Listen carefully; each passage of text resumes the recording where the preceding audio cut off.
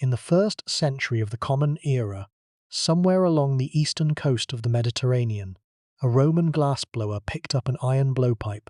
dipped it into a crucible of molten glass, and began to blow. The glass expanded into a bubble, thin and luminous, catching the light of the furnace in colours that shifted from amber to green to pale blue. The glassblower shaped the bubble with wooden paddles, with iron tongs,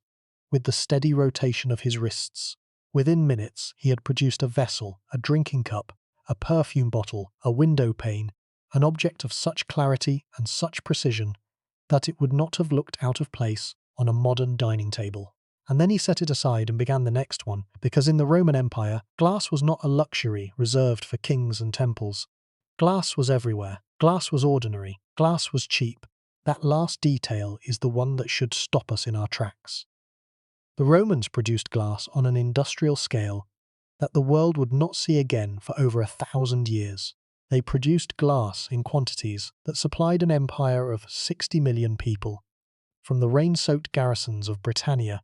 to the sun-scorched markets of Egypt. They produced glass in forms that ranged from the utilitarian,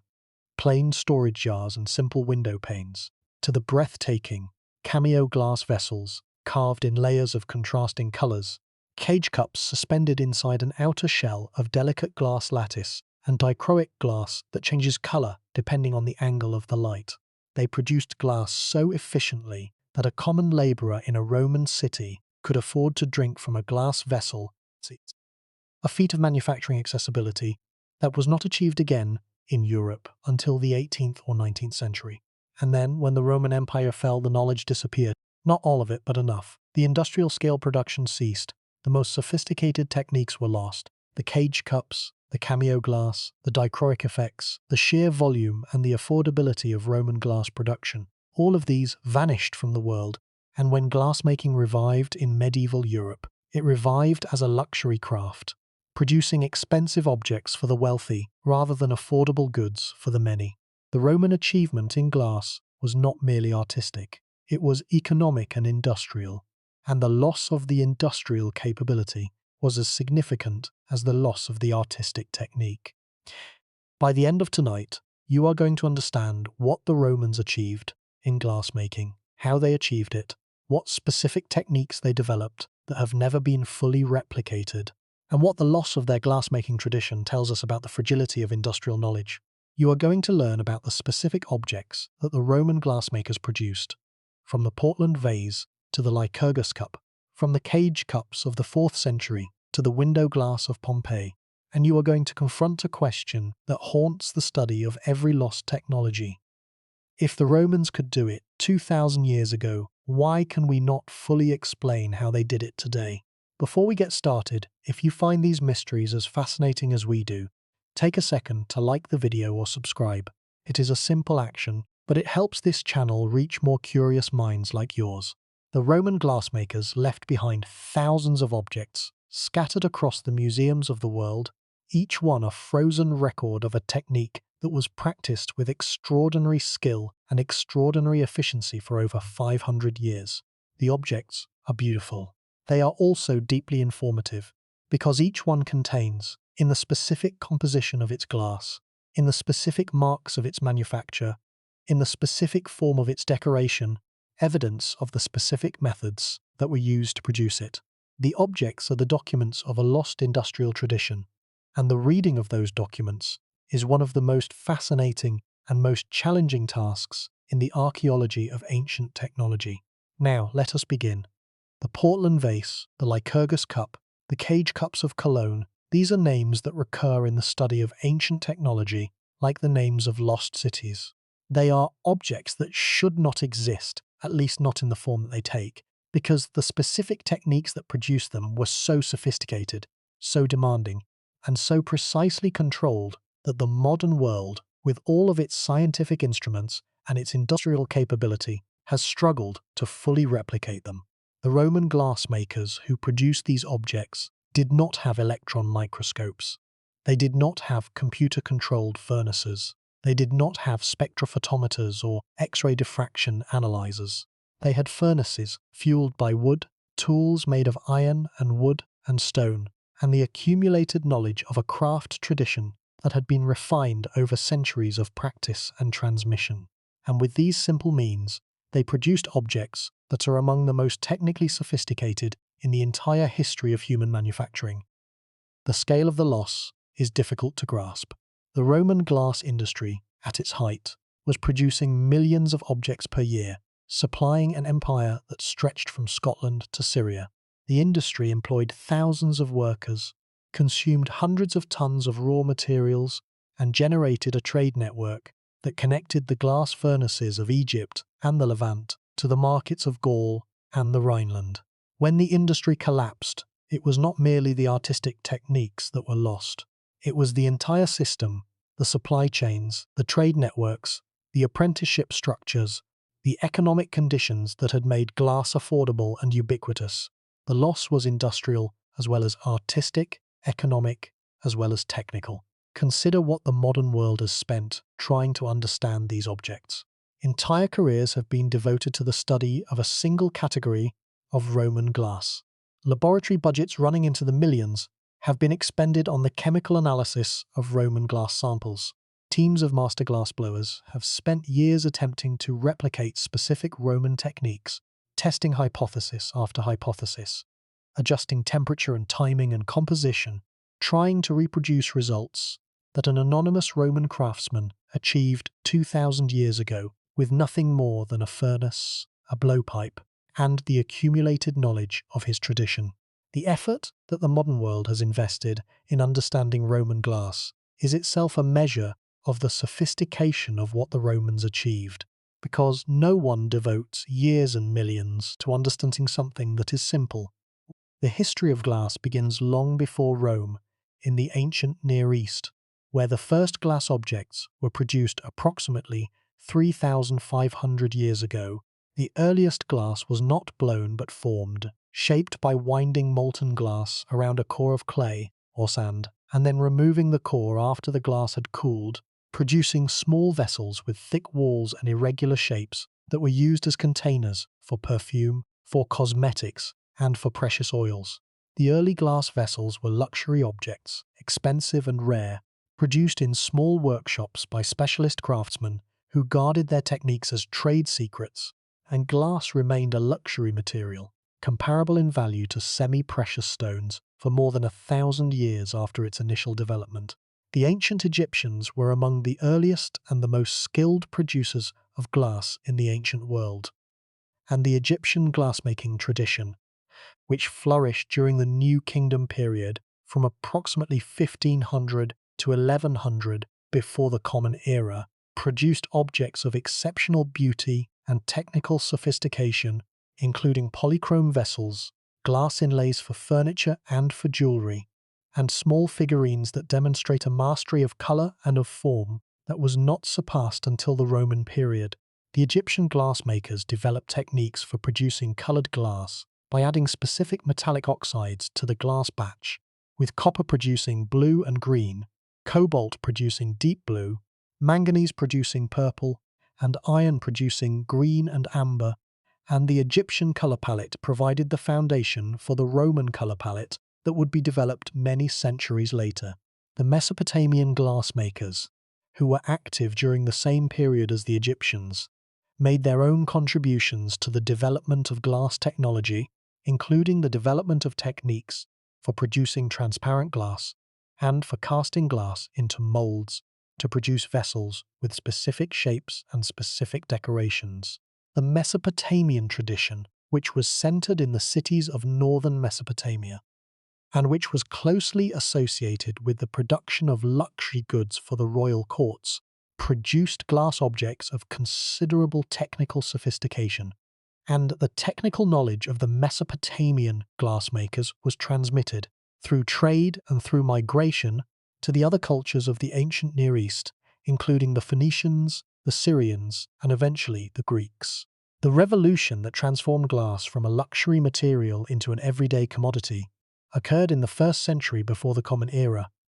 when the technique of glassblowing was invented, probably in the region of Syria or Palestine. The invention of glassblowing was one of the most important technological innovations in the history of materials science.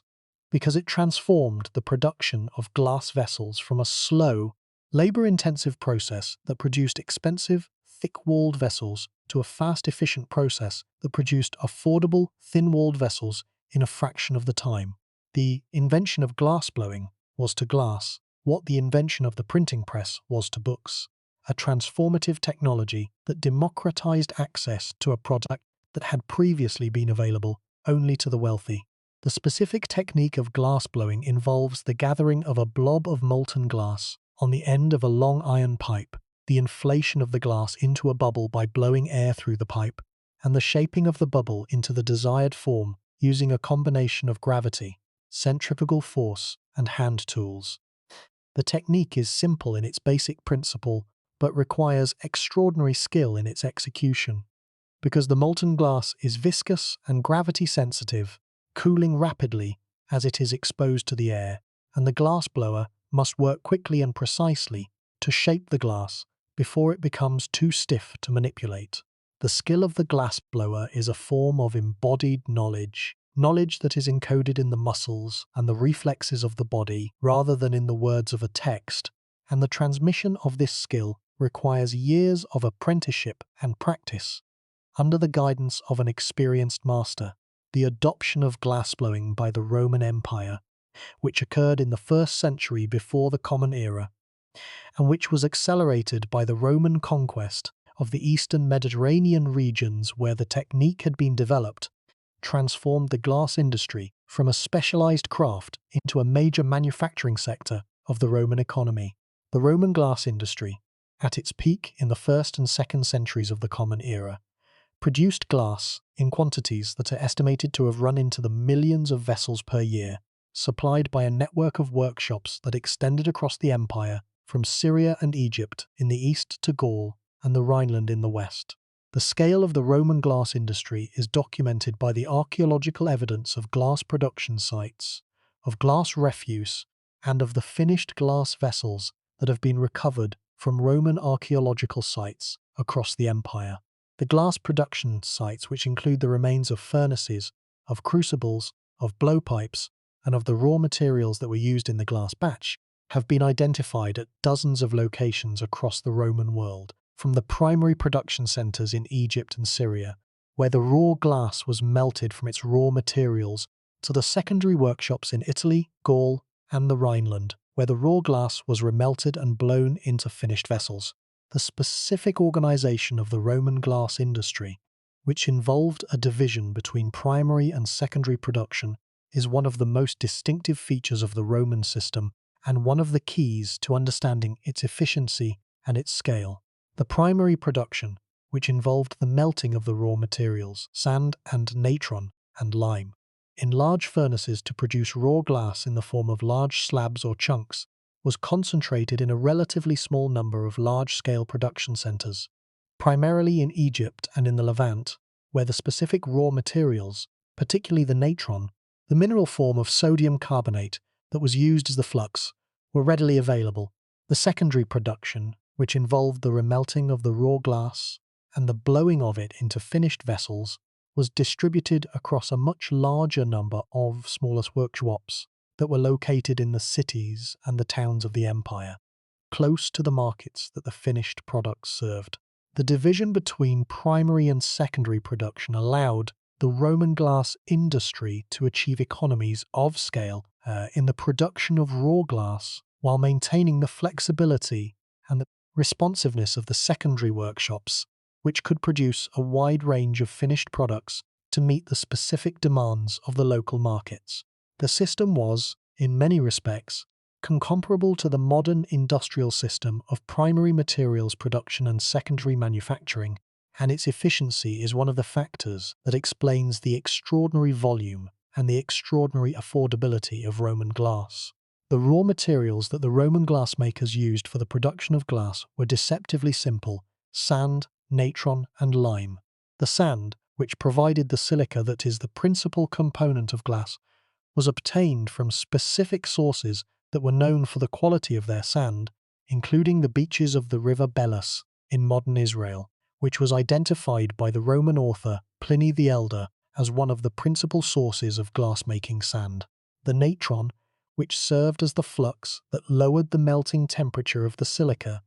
and made it possible to produce glass at the temperatures that the ancient furnaces could achieve, was obtained from the Wadi Natron in Egypt, a dry lake bed where the mineral sodium carbonate was deposited by the evaporation of the lake water. The lime, which served as a stabilizer that prevented the glass from dissolving in water, was added either deliberately as ground limestone or accidentally as an impurity in the sand. The specific composition of Roman glass, which has been determined through the chemical analysis of thousands of Roman glass samples from archaeological sites across the empire, is strikingly uniform, reflecting the centralized production of the raw glass and the consistency of the raw materials. The typical Roman glass composition is approximately 67 to 70% silica, approximately 15 to 18% soda, approximately 7 to 9% lime, with smaller amounts of alumina, magnesia, and iron oxide. And this composition remained strikingly stable across the empire and across the centuries, a consistency that speaks to the effectiveness of the Roman production system and to the quality control that was maintained throughout the supply chain. The furnace technology that the Roman glassmakers used for the production of glass was based on the wood-fired tank furnace, a large, refractory-lined chamber in which the raw materials were melted at temperatures of approximately 1000 to 1100 degrees Celsius. The Roman furnaces, which have been reconstructed from the archaeological evidence of the furnace remains, and from the descriptions in the ancient texts, were capable of reaching and maintaining the temperatures that were needed for the melting and the working of glass. And the specific design of the furnaces, which included features for the management of the fuel supply, for the control of the airflow, and for the regulation of the temperature, demonstrates a sophisticated understanding of pyrometry and of heat management that was essential for the production of high-quality glass. The invention of glass blowing deserves particular attention because it is one of the most significant technological innovations in the history of materials processing, and because the specific circumstances of its invention provide important context for the understanding of the Roman glass industry that adopted and exploited it. The invention occurred in the 1st century before the Common Era, in the region of the Eastern Mediterranean that includes modern Syria, Lebanon, and Israel, a region that had been a center of glassmaking for over a millennium, and that possessed the specific raw materials, the specific craft traditions, and the specific commercial networks that were needed for the development and the diffusion of a new glass technology. The specific innovation of glassblowing was the use of a long, hollow iron pipe as a tool for inflating a gather of molten glass into a thin-walled bubble that could be shaped into a vessel. The innovation was revolutionary because it replaced the slow, labor-intensive techniques of core forming and casting with a fast, efficient technique that allowed a skilled glassblower to produce a vessel in a matter of minutes rather than in a matter of hours. The speed of the new technique, combined with the thinness and the uniformity of the walls that it produced, reduced the amount of glass that was needed for each vessel and increased the number of vessels that a single worker could produce in a day, dramatically reducing the cost of glass vessels and making them affordable for the general population rather than only for the wealthy. The diffusion of glassblowing across the Roman world was rapid, facilitated by the Roman commercial networks and by the movement of craftsmen from the Eastern Mediterranean to the western provinces of the empire. Within a century of the invention, glassblowing workshops had been established in Italy, in Gaul, in the Rhineland, in Britannia, and in every other province of the empire, and the glass vessels that they produced had become a ubiquitous feature of Roman daily life, used for drinking, for storing food, for containing cosmetics and medicines, for lighting, and for decorating the home. The specific role of the city of Rome as a center of glass consumption, and as a market that drove the expansion of the glass industry, is documented by the archaeological evidence of the enormous quantities of glass that have been recovered from Roman sites in the city and its surroundings. The demand of the Roman market, which was the largest and the most affluent urban market in the ancient world, stimulated the development of new forms, new decorative techniques, and new production methods that were subsequently adopted by the workshops in the provinces, creating a dynamic relationship between the metropolitan market and the provincial producers that was one of the driving forces of the glass industry. The specific colours of Roman glass deserve detailed discussion because the colour of a glass object provides direct information about the specific raw materials and the specific production conditions that were used in its manufacture,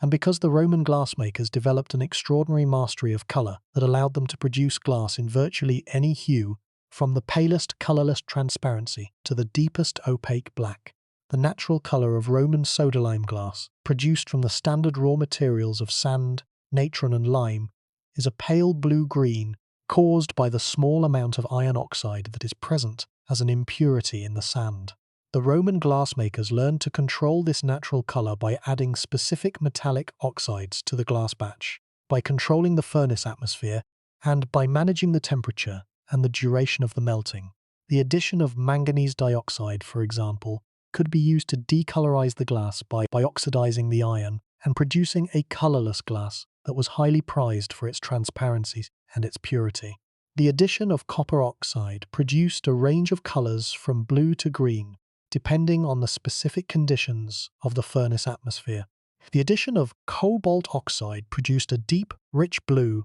that was one of the most prestigious colors in the Roman palette. The addition of antimony produced an opaque white, and the addition of lead and tin produced an opaque yellow. The specific techniques that the Roman glassmakers used to control the color of their glass were among the most sophisticated aspects of their craft, because the relationship between the specific additions, the specific furnace conditions, and the specific color of the resulting glass is complex and non-linear, and the achievement of a specific target color requires a precise understanding of these relationships that could only be acquired through years of experience. The color expertise of the Roman glassmakers, which allowed them to produce glass in any color and in any degree of opacity or transparency, was one of the specific capabilities that was lost when the Roman glass industry declined, and the recovery of this color expertise by the Venetian glassmakers of the medieval period was one of the major achievements of the Venetian glass Renaissance. The specific question of how the Roman glass industry was organized in terms of ownership, management, and labor is one that has been addressed by economic historians who have studied the archaeological evidence of the glass workshops and the textual evidence of the Roman commercial system. The Roman glass workshops, which varied in size from small, family-operated establishments with a single furnace and a handful of workers to large, multi-furnace operations employing dozens of workers,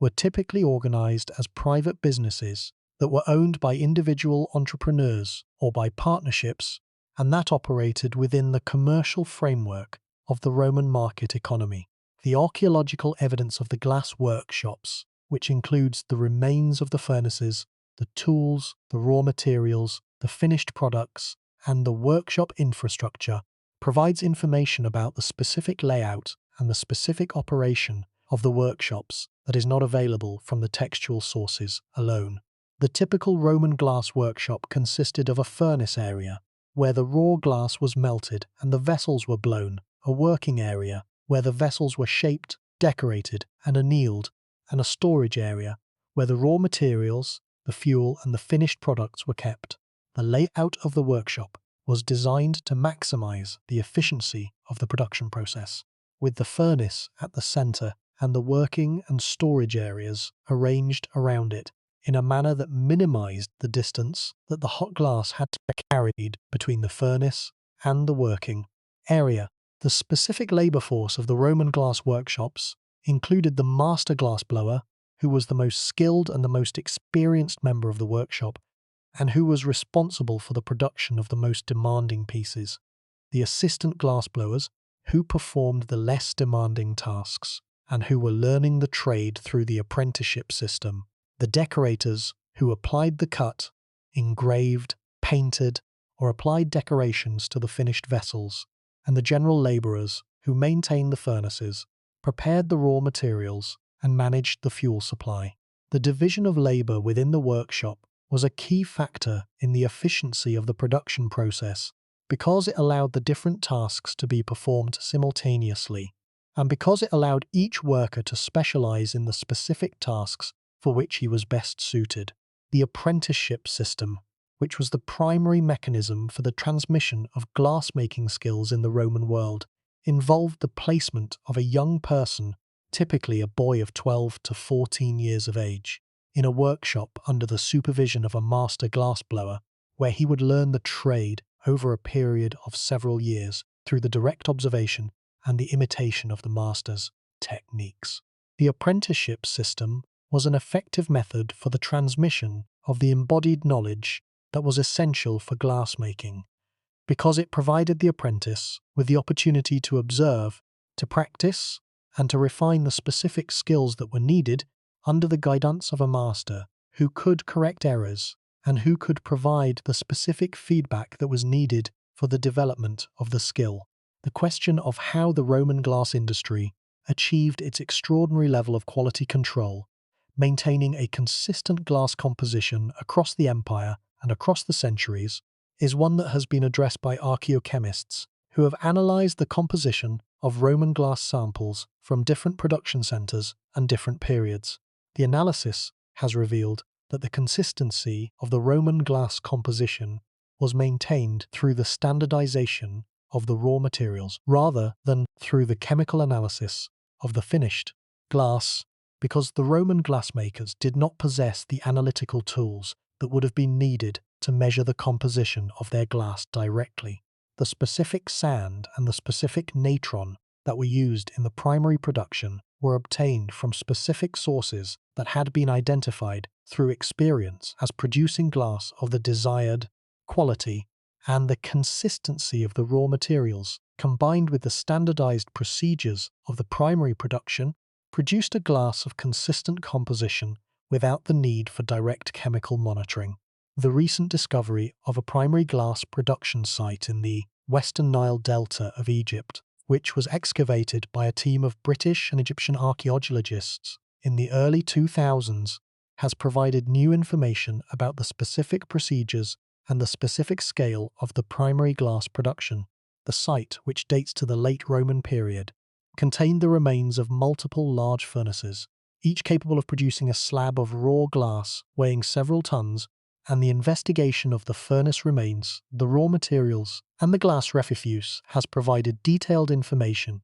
about the specific procedures that were used in the melting, the cooling, and the breaking of the raw glass slabs. The investigation has also revealed evidence of a quality control process in which the raw glass slabs were inspected for defects, with defective portions being rejected and recycled, demonstrating that the Roman primary producers maintained specific quality standards that ensured the consistency and the purity of the raw glass that was supplied to the secondary workshops. The role of recycled glass, known as cullet, in the Roman glass industry was another factor that contributed to the efficiency and the economy of the production system. The Roman glassmakers regularly recycled broken and defective glass vessels by adding them to the raw glass batch, reducing the amount of raw materials that were needed and reducing the energy that was required to melt the glass. The recycling of glass was so widespread in the Roman world that some scholars have estimated that a significant proportion of the glass that was in circulation at any given time had been recycled at least once, and the trade in cullet, the collection and the transportation of broken glass from the consumers to the producers, was an established commercial activity that is documented by the archaeological evidence. The specific logistical challenge of transporting the raw glass from the primary production centers in Egypt and the Levant to the secondary workshops across the empire was a significant component of the overall cost of the glass industry, and the management of this logistical challenge was one of the key factors in the industry's competitiveness. The raw glass was transported by ship, loaded in the form of large slabs or chunks, into the holds of the merchant vessels that plied the Mediterranean trade routes, and the specific packaging and the specific handling of the glass during transportation are documented by the evidence of glass cargoes that have been recovered from shipwrecks. the Circe-Limani shipwreck, which was discovered off the coast of Turkey, and which dates to the 11th century of the Common Era, contained a cargo of raw glass that provides direct evidence of the glass trade and of the specific methods that were used to transport the glass by sea, even though the shipwreck dates to the post-Roman period. The specific properties of the sand from the river Belus, which Pliny identified as one of the principal sources of glass-making sand, have been studied by modern geologists and glass scientists who have analyzed the composition of the sand and compared it to the composition of Roman glass samples. The analysis has confirmed that the Belus sand has the specific properties that are needed for the production of high-quality glass, including a high silica content, a low iron content, and a naturally occurring lime content that provides the calcium oxide that is needed to stabilize the glass. The natural suitability of the Belus sand for glassmaking explains why this specific beach was identified by the ancient glassmakers as a premium source of raw material, and the consistency of the sand composition across the beach explains the consistency of the glass that was produced from it. The specific production process at the primary glass factories in Egypt has been reconstructed in considerable detail from the archaeological evidence of the production sites. The process began with the mixing of the sand and the natron in specific proportions, typically approximately 2 parts sand to 1 part natron by weight, in a large mixing vessel. The mixed batch was then loaded into the tank furnace, which had been preheated to approximately 800 degrees Celsius, and the temperature was gradually raised to approximately 1100 degrees Celsius over a period of several hours. The batch was held at the melting temperature for a period of several days, during which the chemical reactions between the sand and the natron converted the raw materials into a homogeneous glass melt. The furnace was then allowed to cool slowly over a period of several days, and the solidified glass slab was broken out of the furnace using iron tools. The specific chemical reactions that occur during the melting of the glass batch are well understood by modern glass scientists. The sodium carbonate in the natron reacts with the silica in the sand to form sodium silicate, a reaction that releases carbon dioxide gas, and that reduces the melting temperature of the mixture from approximately 1700 degrees Celsius, the melting temperature of pure silica, to approximately 1100 degrees Celsius, the melting temperature of the soda-lime silica glass. The calcium oxide in the lime reacts with the silica and the sodium oxide to form calcium silicate, which is incorporated into the glass network and which stabilizes the glass against dissolution in water. The specific proportions of the 3 components, silica, soda, and lime, determine the specific properties of the resulting glass, including its melting temperature, its viscosity, its workability, its durability, and its optical properties. The role of the minor components in the Roman glass, including alumina, magnesia, iron oxide, and manganese oxide, which are present in small quantities as impurities in the raw materials or as deliberate additions, has been studied in detail by glass scientists who have correlated the specific concentrations of these components with the specific properties of the glass. The iron oxide content, which is typically approximately 0.5% to 1% by weight, determines the natural color of the glass, with higher iron contents producing a darker blue-green color and lower iron contents producing a lighter, more colorless glass. The manganese oxide content, which is typically present as a deliberate addition, serves as a decolorizer that oxidizes the iron and converts it from the ferrous state, which absorbs light in the blue-green region of the spectrum, to the ferric state, which absorbs light in the ultraviolet region and which is less visible to the human eye. The specific question of the workforce size and the specific productivity of the Roman glass industry has been addressed by economic historians who have used the archaeological evidence and the estimates of the total production to calculate the number of workers who would have been needed to produce the estimated output. The calculations suggest that the Roman glass industry, at its peak in the 1st and the 2nd centuries of the Common Era, employed approximately 10,000 to 20,000 workers across the empire, including the workers at the primary production centers the glass blowers and the decorators at the secondary workshops, and the traders and the transporters who moved the raw glass and the finished products across the empire. The labour force of the Roman glass industry was therefore comparable in size to the labour force of a modern medium-sized manufacturing industry, a scale that is consistent with the industrial character of the Roman glass production. The specific productivity of the individual glassblower, which has been estimated from the experimental replications conducted by modern glassmakers, was approximately 100 to 200 vessels per day for simple, undecorated forms and approximately 10 to 20 vessels per day for more complex, decorated forms. The productivity estimates suggest that a single workshop with 2 or 3 glassblowers and their assistants could produce several hundred vessels per day, a rate that is sufficient to supply a local market of several thousand consumers, and that is consistent with the archaeological evidence of the glass production at the secondary workshops. The specific economic value of the Roman glass production has been estimated from the prices of glass vessels that are recorded in the ancient texts, and from the comparison with the prices of other consumer goods. The estimates suggest that a simple undecorated glass vessel cost approximately 1 to 2 asses, the equivalent of a few hours' wages for an unskilled labourer,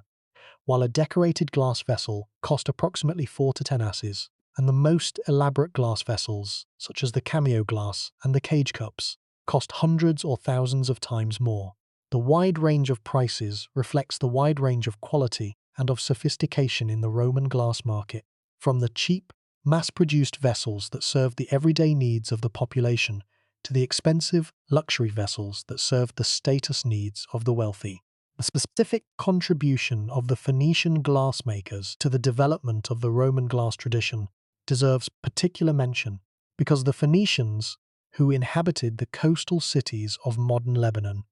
and who were among the most skilled and the most commercially active people of the ancient Mediterranean, played a crucial role in the transmission of glassmaking technology from the ancient Near East to the Greco-Roman world. The Phoenician glassmakers, who were active from the late Bronze Age through the Hellenistic period, developed techniques for the production of core-formed glass vessels, for the production of coloured glass beads, and for the production of glass inlays that were traded across the Mediterranean and that were among the most prized luxury goods of the ancient world. The Phoenician glass tradition, which was centered in the cities of Sidon and Tyre, provided the specific expertise and the specific commercial networks that facilitated the adoption of glassblowing by the Roman world, and many of the earliest Roman glass workshops were established by Phoenician or Syrian craftsmen who migrated to Italy and to the western provinces of the empire. The core problem with Roman glassmaking is not that the Romans could make glass. Every civilization in the ancient Near East could make glass, in one form or another, for more than 1,000 years before Rome. The core problem is that the Romans made glass with a sophistication, a diversity, and a scale that have never been fully explained by the archaeological and the scientific evidence, and that the most extraordinary of their glass products involve techniques whose specific procedures have never been definitively reconstructed. The hierarchy of Roman glass achievement can be understood as a pyramid. At the base is the ordinary production, the millions of blown vessels, the window panes, the storage jars, the drinking cups that served the everyday needs of the Roman population. This level of production, while it was extraordinary in its scale and in its affordability, is well understood by modern glass scholars because the basic techniques of glassblowing have been continuously practiced from the Roman period to the present, and the specific methods that the Romans used for the production of ordinary blown glass are documented by the archaeological evidence and by the experimental reconstructions that modern glass blowers have conducted. Above the ordinary production are the decorated wares, the glass vessels that were embellished with cut, engraved, painted, gilded, or applied decorations that transformed plain glass vessels into objects of beauty and of prestige. The decorated wares, which include the trail-decorated vessels, the mould-blown vessels with relief decorations, the cut and engraved vessels with geometric or figural designs, and the painted and gilded vessels with polychrome decorations demonstrate a range of decorative techniques that are well documented by the archaeological evidence and that have been successfully replicated by modern craftsmen. At the apex of the pyramid are the masterworks, the extraordinary glass objects that represent the highest achievements of the Roman glassmaking tradition, and that involve techniques whose specific procedures are still debated by scholars and whose full replication has eluded modern craftsmen. The masterworks include the cameo glass vessels, the cage cups, the gold band glass, the mosaic glass, and the dichroic glass, and each of these categories represents a specific technical challenge that has fascinated and frustrated modern glassmakers and glass scholars for decades. But here is the problem. The cameo glass technique, which involves the carving of a white glass overlay on a dark glass body to produce a relief design of extraordinary delicacy and detail, is one of the most technically demanding glass techniques ever developed. The most famous example of Roman cameo glass is the Portland vase, which is in the British Museum, and which was produced in approximately the 1st century before the Common Era, or the 1st century of the Common Era. The Portland vase consists of a body of deep blue glass that is overlaid with a layer of white glass, and the white layer has been carved away to reveal a figural scene of extraordinary intricacy, with figures, drapery, trees, and architectural elements rendered in high relief against the dark blue background. The specific technique by which the Portland vase was produced has been the subject of intense debate among glass scholars and glass technologists. The production of the vase required the creation of a 2-layered glass blank, a vessel with a dark blue body and a white glass overlay, and the carving of the white overlay into the relief design. The creation of the 2-layered blank is itself a technically challenging process that requires the bonding of 2 layers of glass with different compositions and different thermal expansion coefficients, and the specific method by which the Roman glassmakers achieved this bonding is still debated. The carving of the white overlay, which required the removal of the unwanted white glass with extreme precision, leaving the detailed relief design intact, was a feat of craftsmanship that is comparable to the finest work of the ancient cameo gem cutters, and that required exceptional skill and patience. The cage cups, or diatreta, are perhaps the most extraordinary objects in the entire history of glassmaking. A cage cup is a glass vessel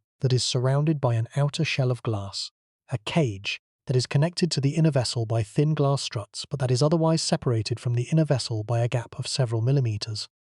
The cage is not applied to the outer surface of the vessel. It is carved from the same piece of glass as the vessel itself, using a technique of undercutting and relief carving that removes the glass between the inner vessel and the outer cage, leaving the cage connected to the vessel by the struts alone. The production of a cage cup is one of the most technically demanding tasks in the entire history of glass craftsmanship, because the removal of the glass between the vessel and the cage must be accomplished without breaking the delicate struts or the thin walls of the cage, and any error in the carving,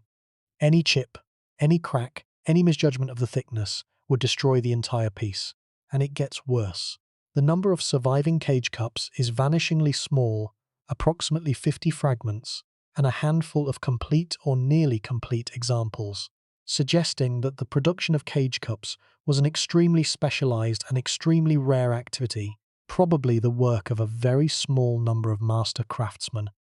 who possessed the specific skills and the specific knowledge that the technique required. The rarity of the surviving examples,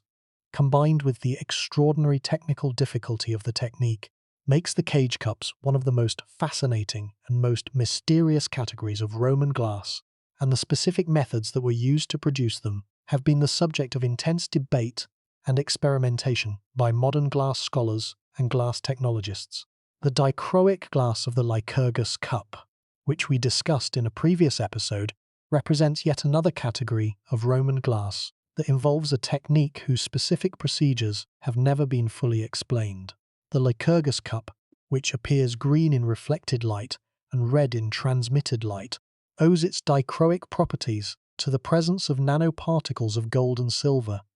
that are embedded in the glass matrix, particles that are so small that they interact with light at the quantum level, producing a color-changing effect. The specific process by which the Roman glassmakers introduced the nanoparticles into the glass, controlled their size and their distribution, and achieved the specific optical effects that the Lycurgus Cup displays, remains a mystery, because the production of nanoparticles of the specific size and composition that are found in the Lycurgus Cup requires a level of control over the glassmaking process that is difficult to achieve even with modern technology. The gold band glass, which is a type of mosaic glass that incorporates thin strips of gold leaf sandwiched between layers of colorless glass, represents another technically demanding Roman glass technique. The gold band glass, which was produced primarily in the 1st century before the Common Era and the 1st century of the Common Era, required the preparation of canes of gold sandwich glass, the arrangement of these canes in a specific pattern, and the fusing of the canes together to form a vessel, a process that required precise control of the temperature and the timing to ensure that the gold leaf was not damaged and that the colorless glass layers bonded properly. But here is what makes this truly terrifying. The loss of these advanced techniques was not the result of a single catastrophic event, a fire that destroyed the workshops or a war that killed the craftsmen. The loss was gradual, the result of the slow erosion of the economic and the institutional conditions that had supported the production of the most sophisticated glass objects. The decline of the Roman economy, the disruption of the long-distance trade networks that had supplied the raw materials and the specialized knowledge,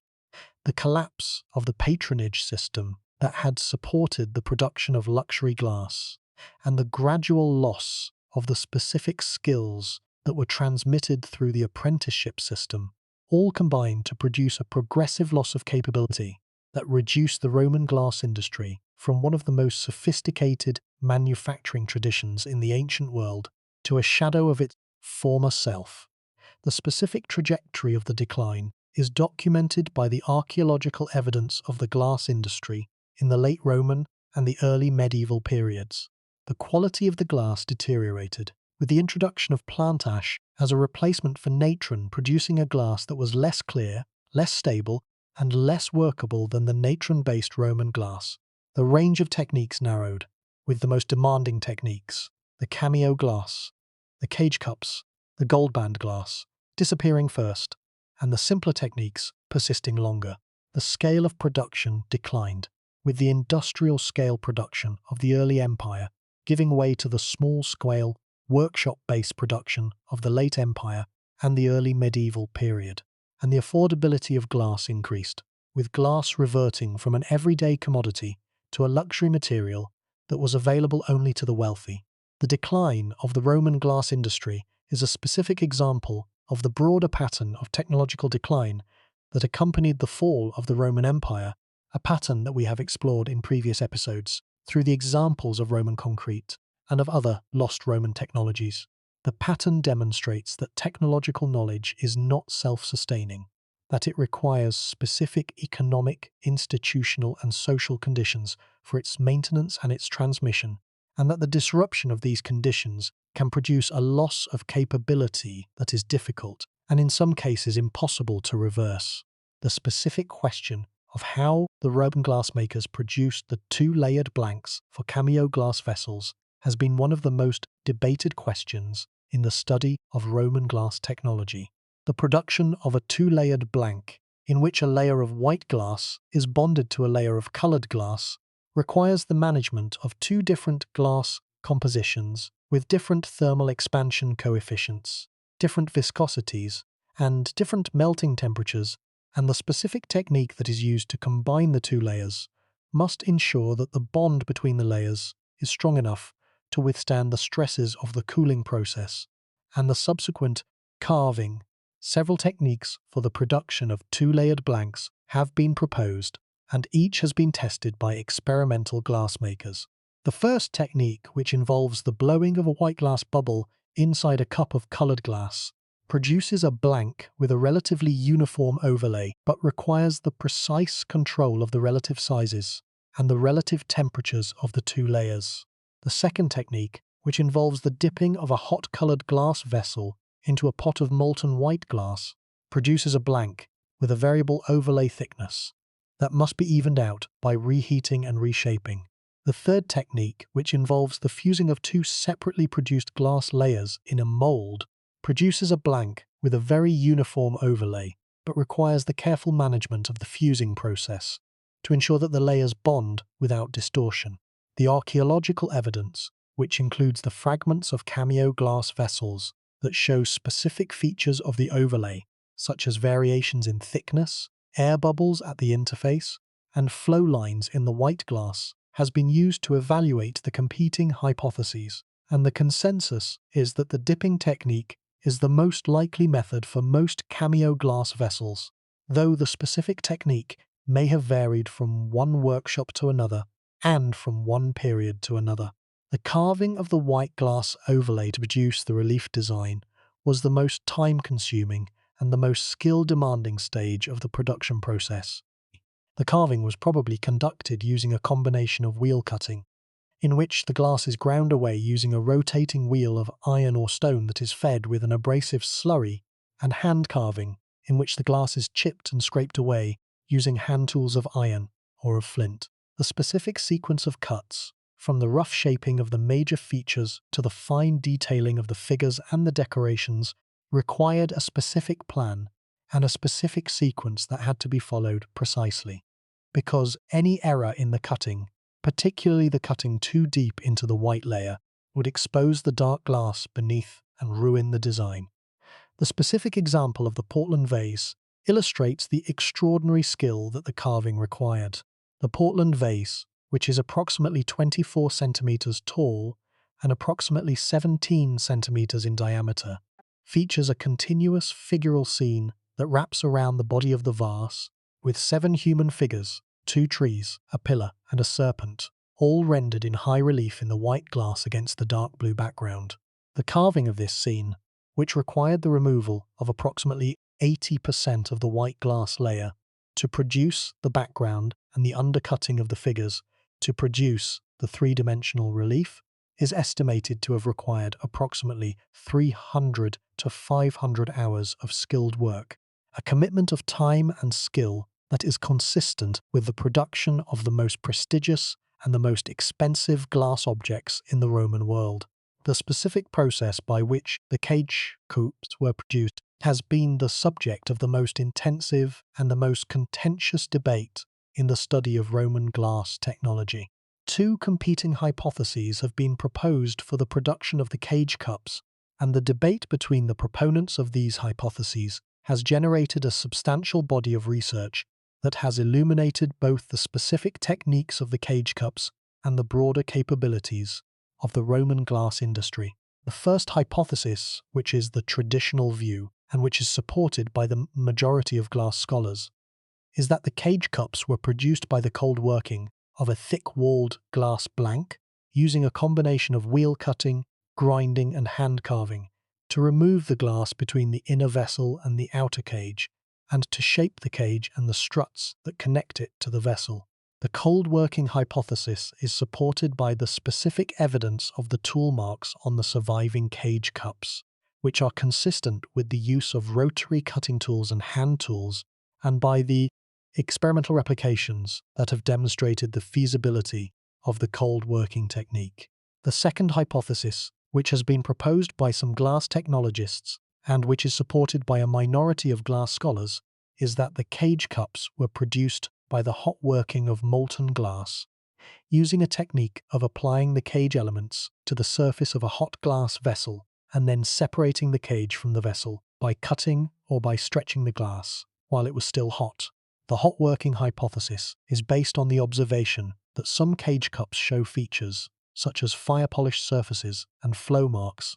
that are more consistent with hot working than with cold working, and on the argument that the cold working technique would have been too slow and too risky to have been used for the production of the cage cups on a commercial basis.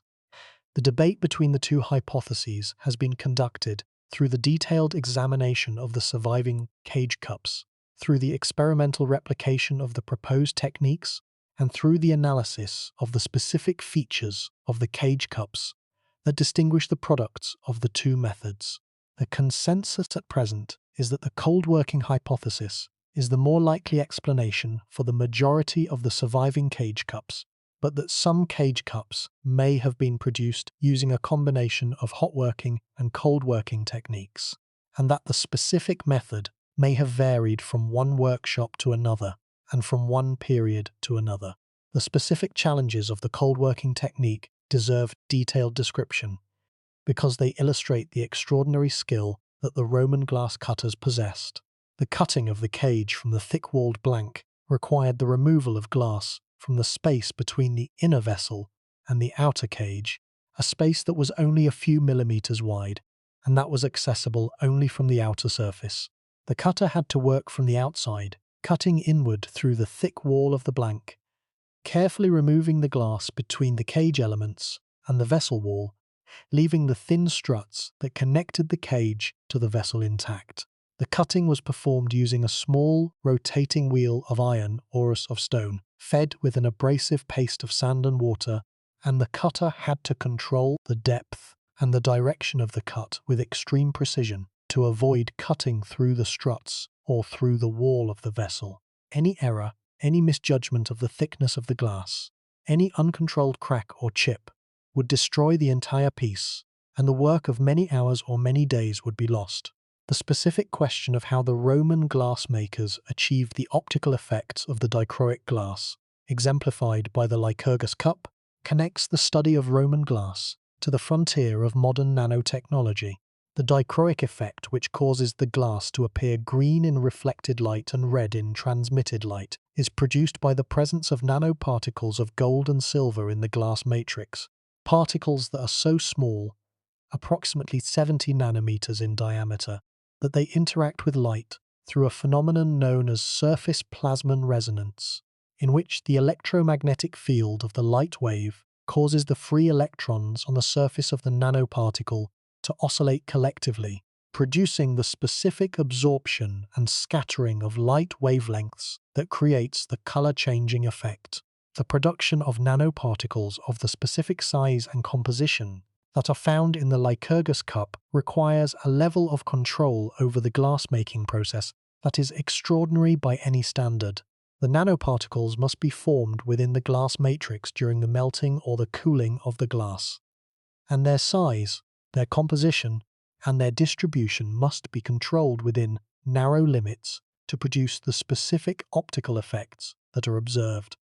The question of how the Roman glassmakers achieved this control, whether by deliberate manipulation of the process parameters or by the accidental discovery of a combination of conditions that produced the desired result, is one that has been debated by materials scientists and by glass technologists since the specific mechanism of the dichroic effect was first identified in the 1950s. The deliberate production hypothesis holds that the Roman glassmakers possessed a specific recipe or a specific set of procedures for producing dichroic glass, procedures that involved the addition of specific quantities of gold and silver to the glass batch and the management of the specific temperature conditions that were needed for the formation of the nanoparticles. The accidental production hypothesis holds that the dichroic effect was the unintended result of the contamination of the glass with gold or silver from the tools or from the raw materials, and that the specific conditions for the formation of the nanoparticles were achieved by chance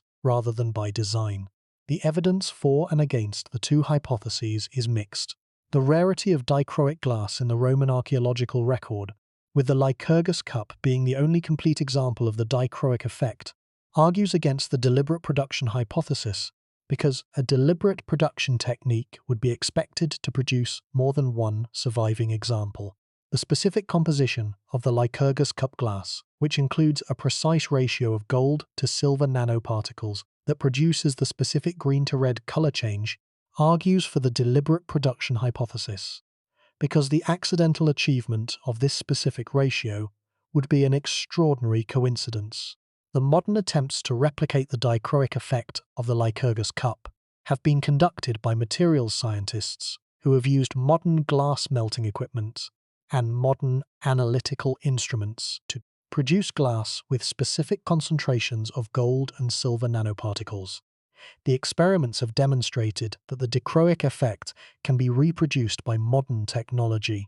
but only with very precise control of the glass composition and the heat treatment conditions, including the specific temperature and the specific duration of the heat treatment that is needed to nucleate and to grow the nanoparticles to the correct size. The difficulty of achieving the correct conditions, even with modern technology, has been cited as evidence that the Roman glassmakers, if they produced the effect deliberately, possessed a level of process control that is not easily explained by the available evidence of the Roman glass technology. The mosaic glass tradition of the Roman world, which produced some of the most visually spectacular glass objects of the ancient world, deserves detailed examination because it represents a category of glass that was produced using techniques that are fundamentally different from the techniques of glassblowing, and that demonstrate a different set of skills and a different body of knowledge. The mosaic glass, which is also known as millefiori glass or patchwork glass, was produced by the assembly and the fusing of preformed elements of colored glass, including canes, rods, slices, and strips, into a composite design that was then shaped into a vessel or a flat panel by slumping or pressing in a mold. The production of the mosaic glass elements required the specific skill of the cane maker, a specialist craftsman who produced the colored glass canes by pulling and stretching a hot glass rod through a succession of colored glass layers, producing a cane with a complex cross-section that displayed a specific pattern when the cane was sliced. The specific patterns that the Roman cane makers produced included simple concentric rings of alternating colors, complex rosette designs with multiple petals and multiple colors, spiral designs, and figural designs that depicted faces, animals, and other subjects. The cane-making skill was one of the most demanding and the most specialized skills in the Roman glass tradition, and the specific techniques of cane production, which required the precise control of the temperature, the viscosity, and the color of the glass, were among the first to be lost when the Roman glass industry declined. The assembly of the mosaic glass elements into a composite design was a separate operation that required a different set of skills from the cane making. The assembler arranged the sliced canes and the other glass elements on a flat surface or in a mold, creating the specific pattern that was desired, and then heated the assembled elements in a furnace until they fused together into a coherent surface. The specific temperature and the specific duration of the fusing process were critical for the quality of the finished piece, because too little heat would produce a piece with weak bonds between the elements and a rough surface, while too much heat would distort the patterns and blur the colors. The Roman mosaic glass tradition produced objects of extraordinary beauty and of extraordinary technical sophistication, including the famous ribbon glass bowls that are decorated with spiraling bands of colored glass, the lace glass bowls that are decorated with twisted threads of white and colored glass, and the face cane bowls that incorporate miniature portraits in the glass surface. The specific objects that survive from the Roman mosaic glass tradition, which are among the most prized and the most valuable objects in the collections of the world's great museums, are testimony to the extraordinary skill and the extraordinary creativity of the Roman glass craftsmen who produced them. The specific archaeological evidence of the late Roman and the early medieval glass industry documents the trajectory of the decline in compelling detail. The glass from the 4th and the 5th centuries of the Common Era shows a progressive deterioration in quality,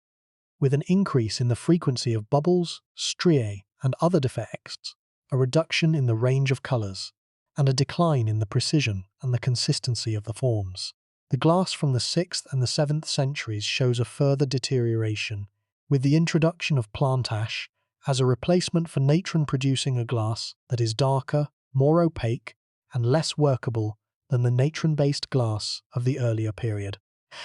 The specific moment at which the production of the most sophisticated glass types ceased can be traced with some precision from the archaeological record. The cameo glass production appears to have ceased by the 2nd century of the Common Era, with no examples of cameo glass being known from later periods. The cage cup production appears to have ceased by the early 5th century,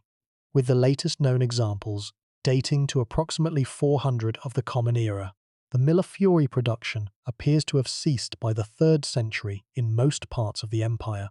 though it persisted in some regions until the 5th century. The window glass production persisted longer than the vessel glass production,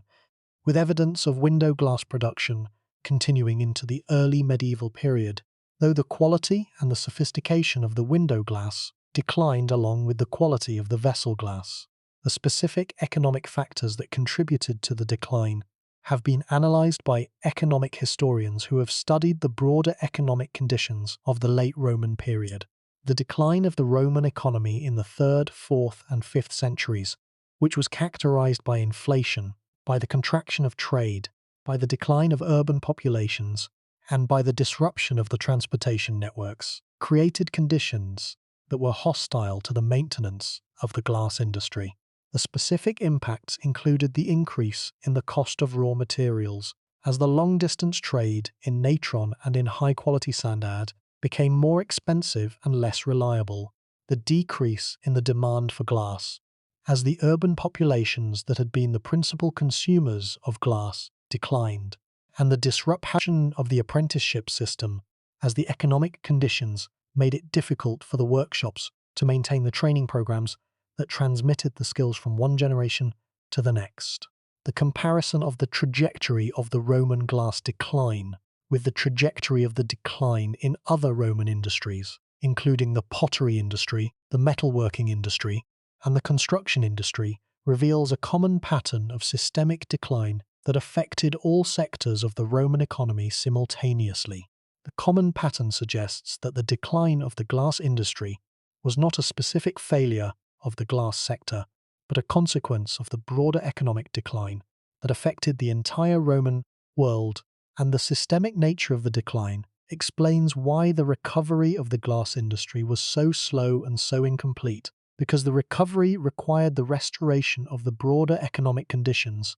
not merely the rediscovery of the specific glass techniques. The question of what happened to the glass workers themselves during the period of the decline is one that is largely invisible in the historical record, because the glass workers, like most artisans in the ancient world, did not leave written records of their experiences. The workers may have continued to practice their craft at a reduced level, producing simpler and cheaper glass for a reduced market. They may have diversified into other crafts, applying their skills in hot working and in shaping to other materials, such as metal or enamel. Or they may have abandoned their craft entirely, taking up other occupations or migrating to other regions in search of work. The silence of the historical record on the fate of the glass workers is a reminder of the human dimension of the technological decline, the specific experiences of the specific individuals whose skills and whose livelihoods were destroyed by the economic disruption.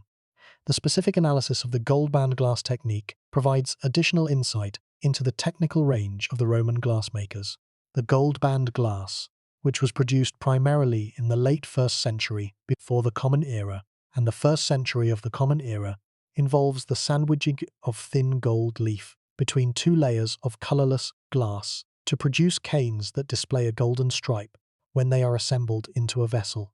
The production of the gold band canes required the careful preparation of the gold leaf, which had to be beaten to an extreme thinness, approximately 1 micrometer, to allow it to be incorporated into the glass without producing visible lumps or wrinkles, and the precise control of the temperature during the assembly of the canes, which had to be high enough to fuse the glass layers together, but not so high as to damage or to dissolve the gold leaf. The gold band glass technique demonstrates the Roman glassmaker's mastery of the specific properties of gold and of the specific interaction between gold and glass at elevated temperatures. The melting point of gold, approximately 1064 degrees Celsius, is close to the working temperature of the glass, approximately 1000 to 1100 degrees Celsius, and the management of the temperature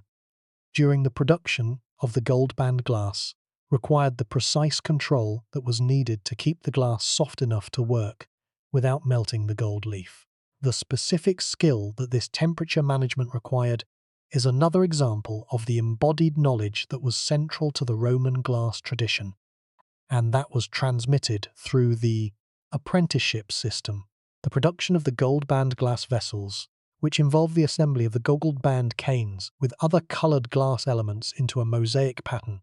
and the fusing of the assembled elements into a vessel, required a second set of skills that was distinct from the cane-making skills. The assembler had to arrange the canes and the other elements with precision,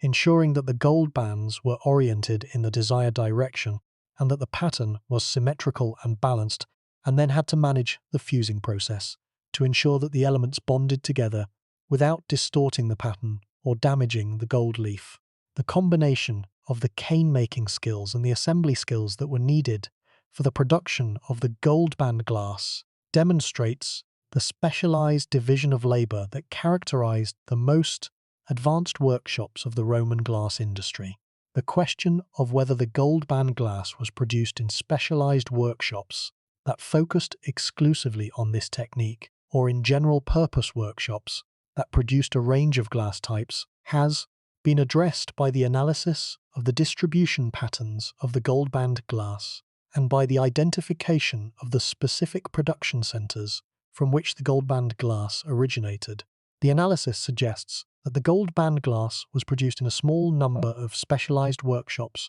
probably located in Italy and possibly in the eastern Mediterranean, and that the products of these workshops were distributed across the empire through the luxury trade. The specialized nature of the gold band glass production is consistent with the high level of skill that the technique required, and with the high value of the finished products. The broader significance of the gold band glass technique for the study of the Roman glass tradition is that it demonstrates the specific integration of metalworking skills with glassworking skills that characterize the most advanced Roman workshops. The production of the gold band glass required not only the glass skills of the cane maker and the assembler, but also the metalworking skills of the goldsmith who prepared the gold leaf, and the integration of these different skill sets in a single production process demonstrates the interdisciplinary character of the most sophisticated Roman glass production. The specific question of the relationship between the Roman glass tradition and the broader development of optical technology in the ancient world is one that connects the study of Roman glass to the history of science. The Roman glassmakers, in their production of colourless, transparent glass of exceptional quality, created a material that was suitable for the fabrication of optical elements, including lenses, prisms, and mirrors. And the question of whether the Romans exploited the optical properties of their glass for scientific or for practical purposes has been addressed by historians of science. The archaeological evidence includes several examples of glass lenses and lens-shaped objects from Roman archaeological sites, including the Nimrud lens, a polished rock crystal lens that was found in ancient Assyria, but that is sometimes cited in the context of Roman optical technology, and the glass lenses that have been found at Roman sites in the Rhineland and in other parts of the empire. The glass lenses, which range from simple magnifying glasses to more complex objects with specific curvatures and specific optical properties, demonstrate that the Romans were aware of the magnifying and the focusing properties of curved glass surfaces, and that they produced glass objects that exploited these properties for specific purposes. The specific purposes for which the Roman glass lenses were used are debated, with some researchers arguing that they were used for the magnification of small objects, for the starting of fires using focused sunlight, and for the correction of vision defects, while other researchers argue that the lenses were used primarily for decorative purposes, and that their optical properties were incidental rather than intentional. The debate about the purpose of the Roman glass lenses is similar in character to the debates about other Roman glass objects, in that the physical evidence is consistent with multiple interpretations, and the absence of textual documentation makes it difficult to determine which interpretation is correct. The broader significance of the Roman glass lenses for the study of Roman technology is that they demonstrate the versatility of the Roman glass and the creativity of the Roman glassmakers in exploiting the specific properties of their material for purposes that went beyond the production of vessels and windows. The Roman glass industry produced not only containers and architectural elements, but also optical elements, decorative objects, gaming pieces, jewelry components, and a wide range of other objects that demonstrate the extraordinary range of applications that the Roman glassmakers found for their material. The specific trajectory of the decline was not uniform across the empire. The glass industry in the eastern provinces, particularly in Syria and in Egypt, survived the fall of the Western Empire and continued to produce glass of considerable quality under the Byzantine and the early Islamic administrations. The Eastern glass industry, which had been the original center of the Roman glass tradition, and which maintained the specific raw materials and the specific craft traditions that had sustained the industry for centuries, served as a reservoir of knowledge that preserved the essential techniques of the Roman tradition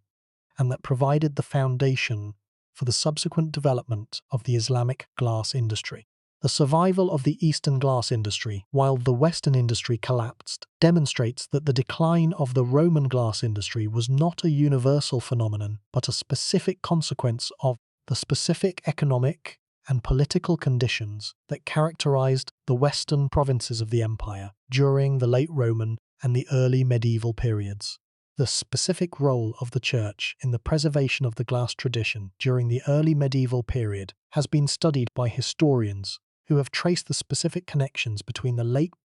Roman glass industry and the glass workshops that were associated with the early Christian monasteries and churches. The church, which required glass for its windows, for its liturgical vessels, and for the decorative elements of its buildings, provided a specific demand for glass that sustained the production of glass in the western provinces, even as the secular market was collapsing. The specific glass that was produced for the church was typically of simpler quality and of more limited range than the glass that had been produced for the Roman secular market, but the church's demand for glass ensured that the basic techniques of glass blowing and of glass decoration were preserved in the West during the period when the secular glass industry had all but disappeared. The church was therefore, in a specific and measurable sense, one of the agencies that preserved the remnants of the Roman glass tradition through the dark centuries that followed the fall of the empire, maintaining the thread of knowledge that would eventually be woven into the revived glass traditions of the high medieval period. The investigation of Roman glassmaking techniques has been conducted by archaeologists, materials scientists, art historians, conservation scientists, and master glassmakers over a period of more than a century, and it has produced a body of scholarship that is among the most comprehensive and the most technically sophisticated in the study of ancient technology. The investigation has proceeded along several major tracks, each of which has contributed to the understanding of the Roman glass tradition, and each of which has raised new questions about the specific methods that the Roman glassmakers used. The first major track of investigation has been the chemical analysis of Roman glass, aimed at determining the specific composition of the glass, the specific raw materials that were used, and the specific conditions under which the glass was melted and worked. The chemical analysis has been conducted using a variety of analytical techniques, including X-ray fluorescence spectroscopy, electron microprobe analysis, laser ablation inductively coupled plasma mass spectrometry, and neutron activation analysis, and the results have produced a comprehensive database of Roman glass compositions that spans the entire geographic and temporal range of the Roman glass industry. The chemical analysis has revealed the remarkable consistency of Roman glass composition that we have already noted, a consistency that reflects the centralized production of raw glass at a small number of primary production centers and the distribution of the raw glass to secondary workshops across the empire. The analysis has also revealed the specific variations in composition that distinguish the products of different production centers and different periods, allowing the glass scholar to trace the origin and the date of a specific glass object from its chemical composition alone. The chemical fingerprinting of Roman glass has become one of the most powerful tools in the study of the Roman glass trade, providing information about the specific trade routes, the specific commercial relationships, and the specific economic conditions that shaped the Roman glass industry. The second major track of investigation has been the archaeological excavation of Roman glass production sites, aimed at reconstructing the specific infrastructure, the specific equipment, and the specific procedures that were used in the production of glass. The most important glass production sites that have been excavated include the primary production sites at Bet Eliezer in Israel, at Jalame in Israel, and at various locations in the Western Nile Delta in Egypt, and the secondary production sites at Cologne, at Trier, at Avenches in Switzerland, and at numerous other locations across the Roman Empire. The excavation of the primary production site at Bet Eliezer, which was conducted in the 1990s, revealed the remains of a large glass melting furnace that had been used to produce raw glass in large rectangular slabs, each weighing approximately 9 tons. The furnace, which measured approximately 2 by 4 meters, and which was lined with a thick layer of refractory clay, was filled with a mixture of sand and natron, heated to the melting temperature of approximately 1,100 degrees Celsius, and held at this temperature for a period of several days until the raw materials had fused into a homogeneous glass. After the melting was complete, the furnace was allowed to cool, and the slab of raw glass was broken out of the furnace, broken into smaller pieces, and distributed to the secondary workshops for further processing. The scale of the primary production at Bet Eliezer and at the other primary production sites is itself a remarkable revelation because it demonstrates that the Roman glass industry was organized on a truly industrial scale, with individual melting operations producing quantities of raw glass that are measured in tons rather than in kilograms. The production of a 9-ton slab of raw glass required the processing of approximately 20 tons of raw materials, the consumption of approximately 40 tons of fuel wood, and the maintenance of the furnace at the melting temperature for a period of approximately 7 to 14 days, an operation that required the coordination of a significant labor force and the management of a complex supply chain. The numbers are striking when we consider the total output of the Roman glass industry. The estimates of the total annual production of raw glass in the Roman Empire,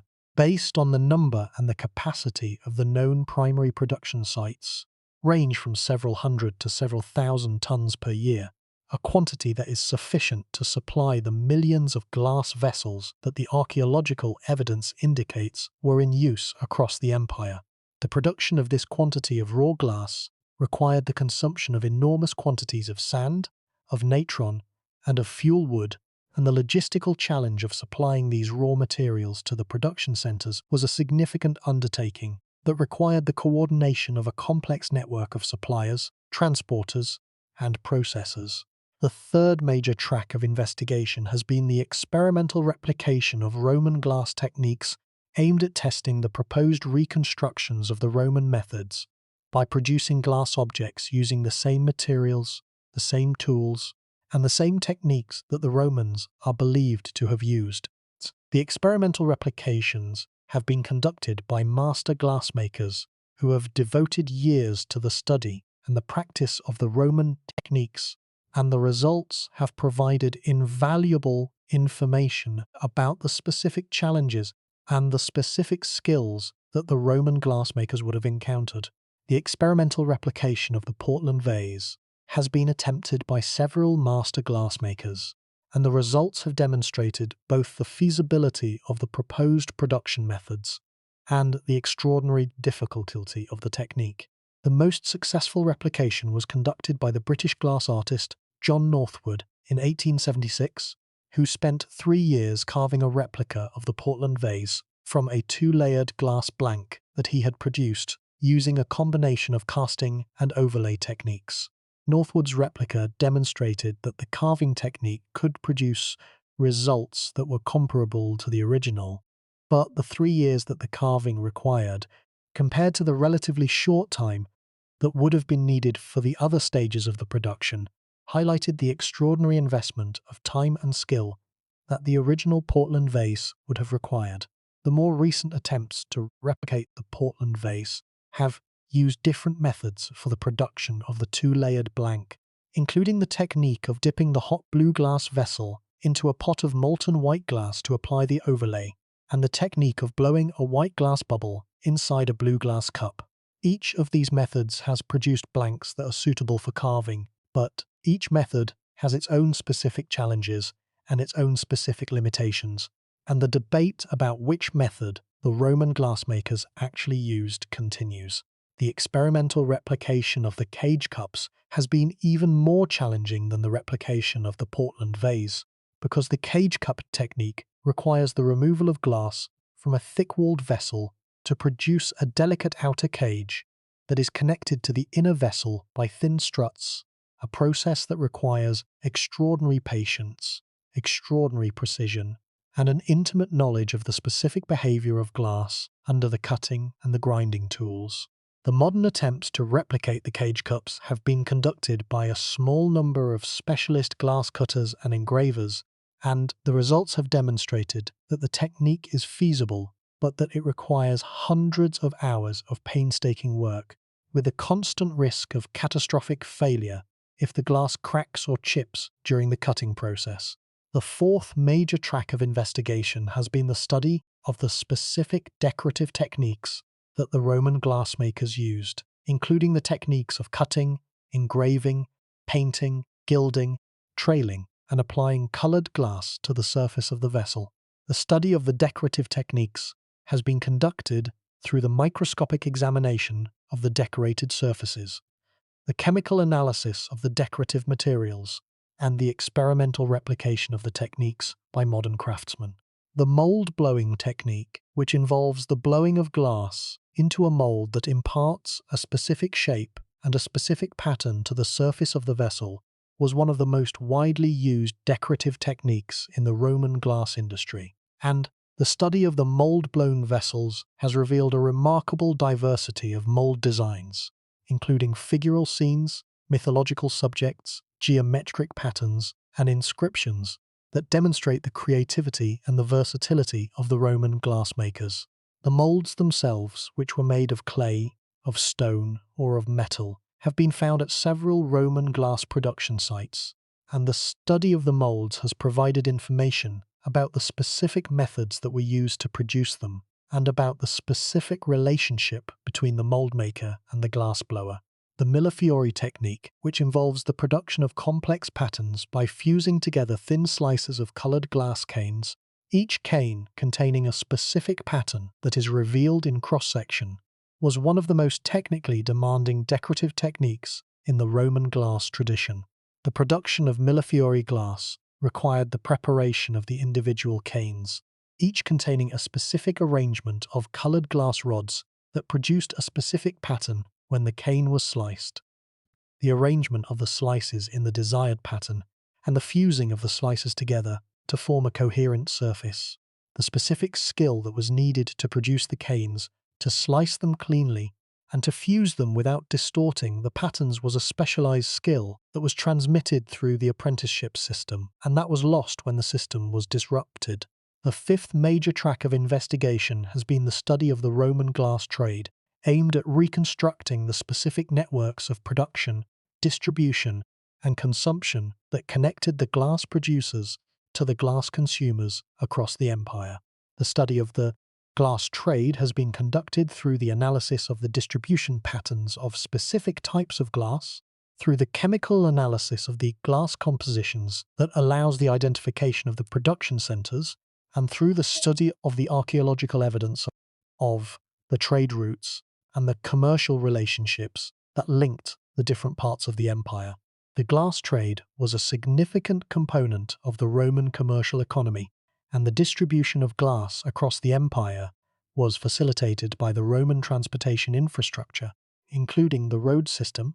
the shipping routes, and the harbours that connected the production centres in the east with the markets in the west. The raw glass that was produced at the primary production centres in Egypt and in the Levant was transported by ship to the secondary workshops in Italy, in Gaul, and in the Rhineland, where it was remelted and blown into finished vessels for the local markets. The finished vessels were also traded over long distances, with specific types of decorated glass being distributed across the empire by specialized traders who supplied the luxury market. The sixth major track of investigation has been the analysis of the ancient textual sources that describe Roman glassmaking, including the descriptions by Pliny the Elder in his Natural History, by Strabo in his Geography, and by other Roman authors who mention the glass industry in the context of their broader discussions of Roman technology and commerce. The ancient texts provide valuable information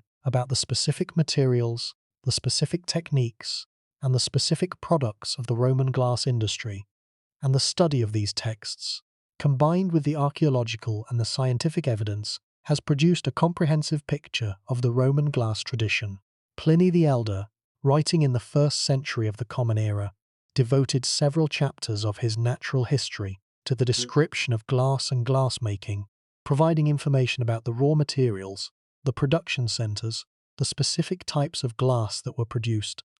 and the specific techniques that were used. Pliny's account, while it is not a systematic technical manual, contains specific details that have been confirmed by the archaeological evidence and that provide valuable context for the interpretation of the material remains. Pliny describes the use of natron as the flux, the importance of specific types of sand for the production of high-quality glass, the techniques of blowing and of casting, and the specific types of decorated glass that were produced, including the cameo glass that he describes as being superior to any other material. The seventh major track of investigation has been the study of the window glass that the Romans produced, a category of glass that is distinct from vessel glass in its form, its function, and its production technique, and that provides important evidence about the scale and the sophistication of the Roman glass industry. The Romans were among the first civilizations to use glass for windows, and the Roman window glass, which has been found at sites across the empire from the villas of Pompeii to the military bathhouses of Britannia, demonstrates that the use of glass windows was widespread in the Roman world and was not limited to the wealthy. The production of Roman window glass involved two distinct techniques: the casting technique, in which the molten glass was poured into a flat mold and allowed to spread and cool to form a flat sheet, and the cylinder blowing technique, in which a large bubble of glass was blown, elongated into a cylinder cut open along its length, and flattened into a sheet by reheating. The casting technique, which was the earlier of the two methods, produced a sheet of glass with one smooth surface and one rough surface that retained the texture of the mold, while the cylinder blowing technique, which was developed in the later Roman period, produced a sheet with two smooth surfaces and a more uniform thickness.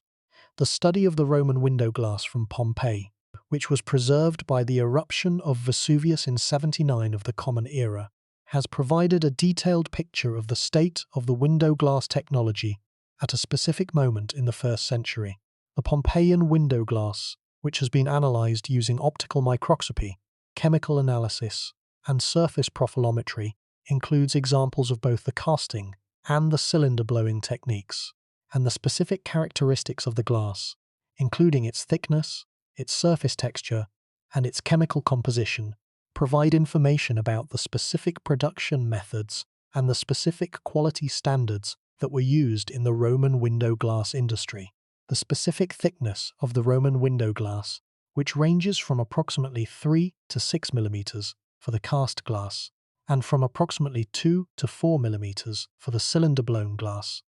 is consistent with the production of glass that was sufficiently thick to provide structural integrity and thermal insulation, but sufficiently thin to transmit a useful amount of light. The optical quality of the Roman window glass, while it was not as high as the optical quality of modern float glass,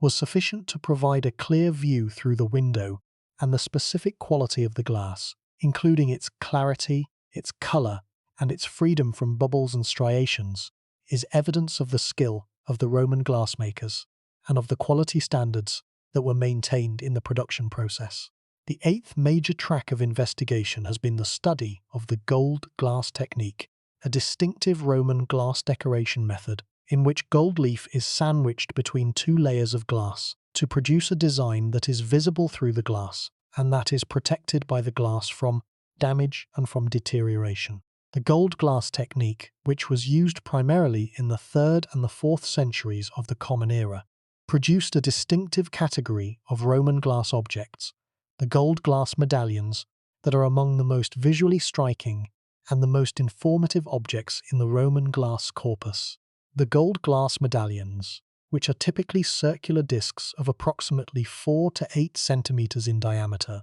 were produced by applying gold leaf to the surface of a glass disc, cutting or engraving the gold leaf to produce a specific design, and then covering the gold leaf with a second layer of glass to protect the design and to create the characteristic gold-on-glass effect. The designs on the gold glass medallions include portraits, religious scenes, mythological figures, and inscriptions, and the medallions provide valuable information about the artistic conventions, the religious beliefs, and the social customs of the late Roman period. The specific technique of the gold glass production has been studied through the microscopic examination of the surviving medallions and through the experimental replication of the technique by modern craftsmen. The study has revealed that the gold leaf was typically applied to the surface of a hot glass disc, either by placing the gold leaf on the disc and pressing it down, or by picking up the gold leaf on the hot glass surface,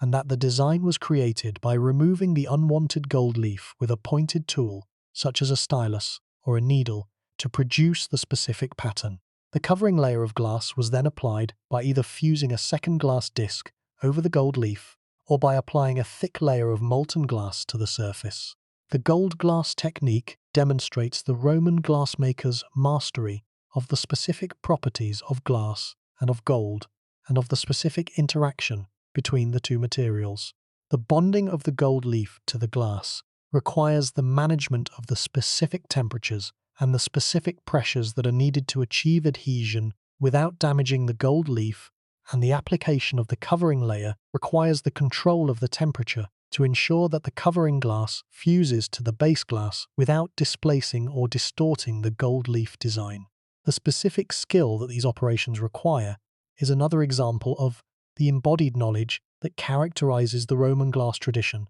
and that was transmitted through the apprenticeship system. The 9th major track of investigation has been the study of the annealing process that the Roman glassmakers used to relieve the internal stresses in the glass after it had been blown and shaped. The annealing process, which involves the slow cooling of the glass from a high temperature to room temperature, is essential for the production of durable glass because the rapid cooling of glass produces internal stresses that make the glass brittle and that can cause it to crack or to shatter spontaneously. The Roman glassmakers understood the importance of annealing and the specific procedures that they used for the annealing of their products are documented by the archaeological evidence of the annealing ovens that have been found at glass production sites, and by the specific stress patterns that are observed in Roman glass vessels. The annealing oven, which was a separate chamber that was attached to or adjacent to the main furnace, and that was heated to a lower temperature than the melting chamber, was used to hold the finished glass vessels during the slow cooling process. The temperature of the annealing oven was controlled by the regulation of the fuel supply and by the adjustment of the airflow and the specific cooling rate, which had to be slow enough to allow the internal stresses to relax, but fast enough to maintain a practical production rate, required the specific judgment and the specific experience of the master glassblower. The specific question of how the Roman glassmakers managed the annealing of the most complex and the most delicate glass objects, such as the cage cups and the cameo glass vessels, is one that has been addressed by modern glass technologists who have analysed the stress patterns in the surviving objects. The analysis has revealed that the Roman glassmakers achieved a level of stress relief that is consistent with a well-controlled annealing process, with the residual stresses in the surviving objects being low enough to ensure the long-term stability of the glass, but not so low as to suggest that the annealing was conducted at the optimal conditions that modern glass technology prescribes. The slightly elevated residual stresses that are observed in some Roman glass objects are consistent with the constraints of the ancient annealing technology, which relied on the visual inspection and the manual control of the oven temperature rather than on the precise temperature control that modern glass technology provides. The 10th major track of investigation has been the study of the specific tools that the Roman glassmakers used, including the blowpipe, the pontil rod, the jacks, the shears, the paddles, the molds, and the cutting and engraving tools, aimed at reconstructing the specific toolkit of the Roman glassblower and at understanding the specific capabilities and the specific limitations that the tools imposed on the production process. The study of the tools has been conducted through the analysis of the archaeological remains of the tools, through the study of the tool marks on the glass objects, and through the experimental use of replica tools by modern glassmakers. The blowpipe, which was the principal tool of the Roman glassblower, was a hollow iron tube of approximately 1 to 1.5 meters in length and approximately 1 to 2 centimeters in diameter, with a slightly flared end that was used to gather the molten glass from the crucible. The specific design of the Roman blowpipe, which has been reconstructed from the archaeological remains and from the tool marks on the glass objects, is essentially identical to the blowpipe that is used by modern glassblowers, a continuity that demonstrates the fundamental efficiency of the tool and the fact that its basic design has not been improved upon in 2,000 years. The pontil rod, which was used to hold the vessel during the finishing operations after the vessel had been separated from the blowpipe, was a solid iron rod that was attached to the base of the vessel by a small gather of hot glass. The specific mark that the pontil rod leaves on the base of the vessel, the pontil mark, is one of the most diagnostic features of Roman blown glass because it provides evidence of the specific technique that was used to finish the vessel and of the specific skill of the glassblower who produced it. The study of the pontil marks on Roman glass vessels has provided information about the specific finishing techniques that were used in different workshops and different periods, and the specific characteristics of the pontil marks, including their size, their shape, and their surface texture, provide a means of identifying the products of specific workshops and of tracking the development of the finishing techniques over time. The cutting and engraving tools that were used for the decoration of Roman glass included the cutting wheel, a small disc of iron or of stone that was mounted on a lathe and that was rotated against the surface of the glass to produce cut lines and cut facets, and the hand engraving tools, including pointed iron tools and pointed flint tools that were used to scratch or to chip the glass surface to produce fine lines and detailed designs. The specific techniques of cutting and engraving that were used on the most sophisticated Roman glass objects,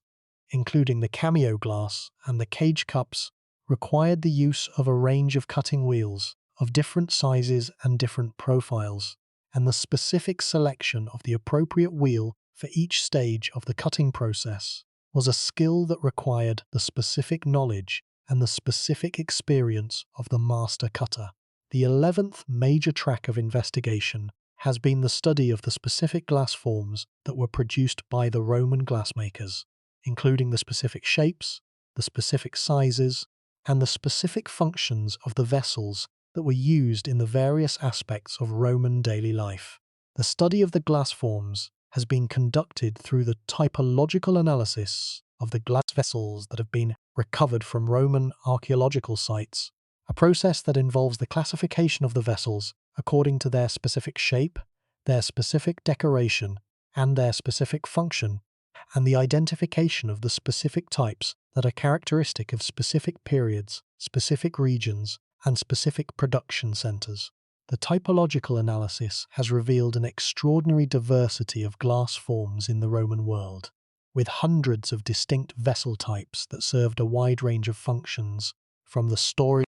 and the serving of food and drink, to the storage and the application of cosmetics and medicines, from the illumination of rooms with oil lamps to the decoration of the home with ornamental vessels. The diversity of the glass forms reflects the specific demands of the Roman market, which required glass vessels for every aspect of daily life, and the creativity of the Roman glassmakers, who developed new forms and new decorations to meet the changing tastes and the changing needs of their customers. The 12th major track of investigation has been the study of the specific role of glass in Roman funerary practices, aimed at understanding the specific significance that glass had in the Roman cultural context and the specific reasons why glass objects were included among the goods that accompanied the deceased into the afterlife. The study of glass in Roman funerary contexts has been conducted through the analysis of the glass objects that have been recovered from Roman tombs and cemeteries,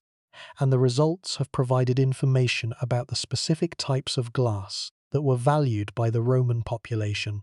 and about the specific symbolic meanings that glass held in the Roman cultural imagination. The glass vessels that are found in Roman tombs include a wide range of types, from the simple, undecorated bottles that were used to contain perfume or cosmetics to the elaborate, decorated vessels that were used to display the wealth and the status of the deceased. The specific types of glass that are most commonly found in funerary contexts include unguentaria, which are small perfume bottles that held the fragrances that were used in the funeral rituals, and drinking vessels, which were included as provisions for the afterlife. The inclusion of glass vessels in the funerary goods reflects the specific role that glass played in the daily life of the Roman population, as a material that was associated with beauty, with luxury, and with the specific rituals of bathing, of dining, and of personal grooming that were central to the Roman lifestyle. The specific question of whether the Roman glassmakers produced glass objects specifically for the funerary market, as opposed to producing objects that were purchased from the regular commercial market and placed in the tomb by the deceased's family, has been addressed by the analysis of the specific types and the specific qualities of the glass that are found in funerary contexts. The analysis has revealed that the glass in the tombs is generally of the same types and the same quality as the glass that was in everyday use,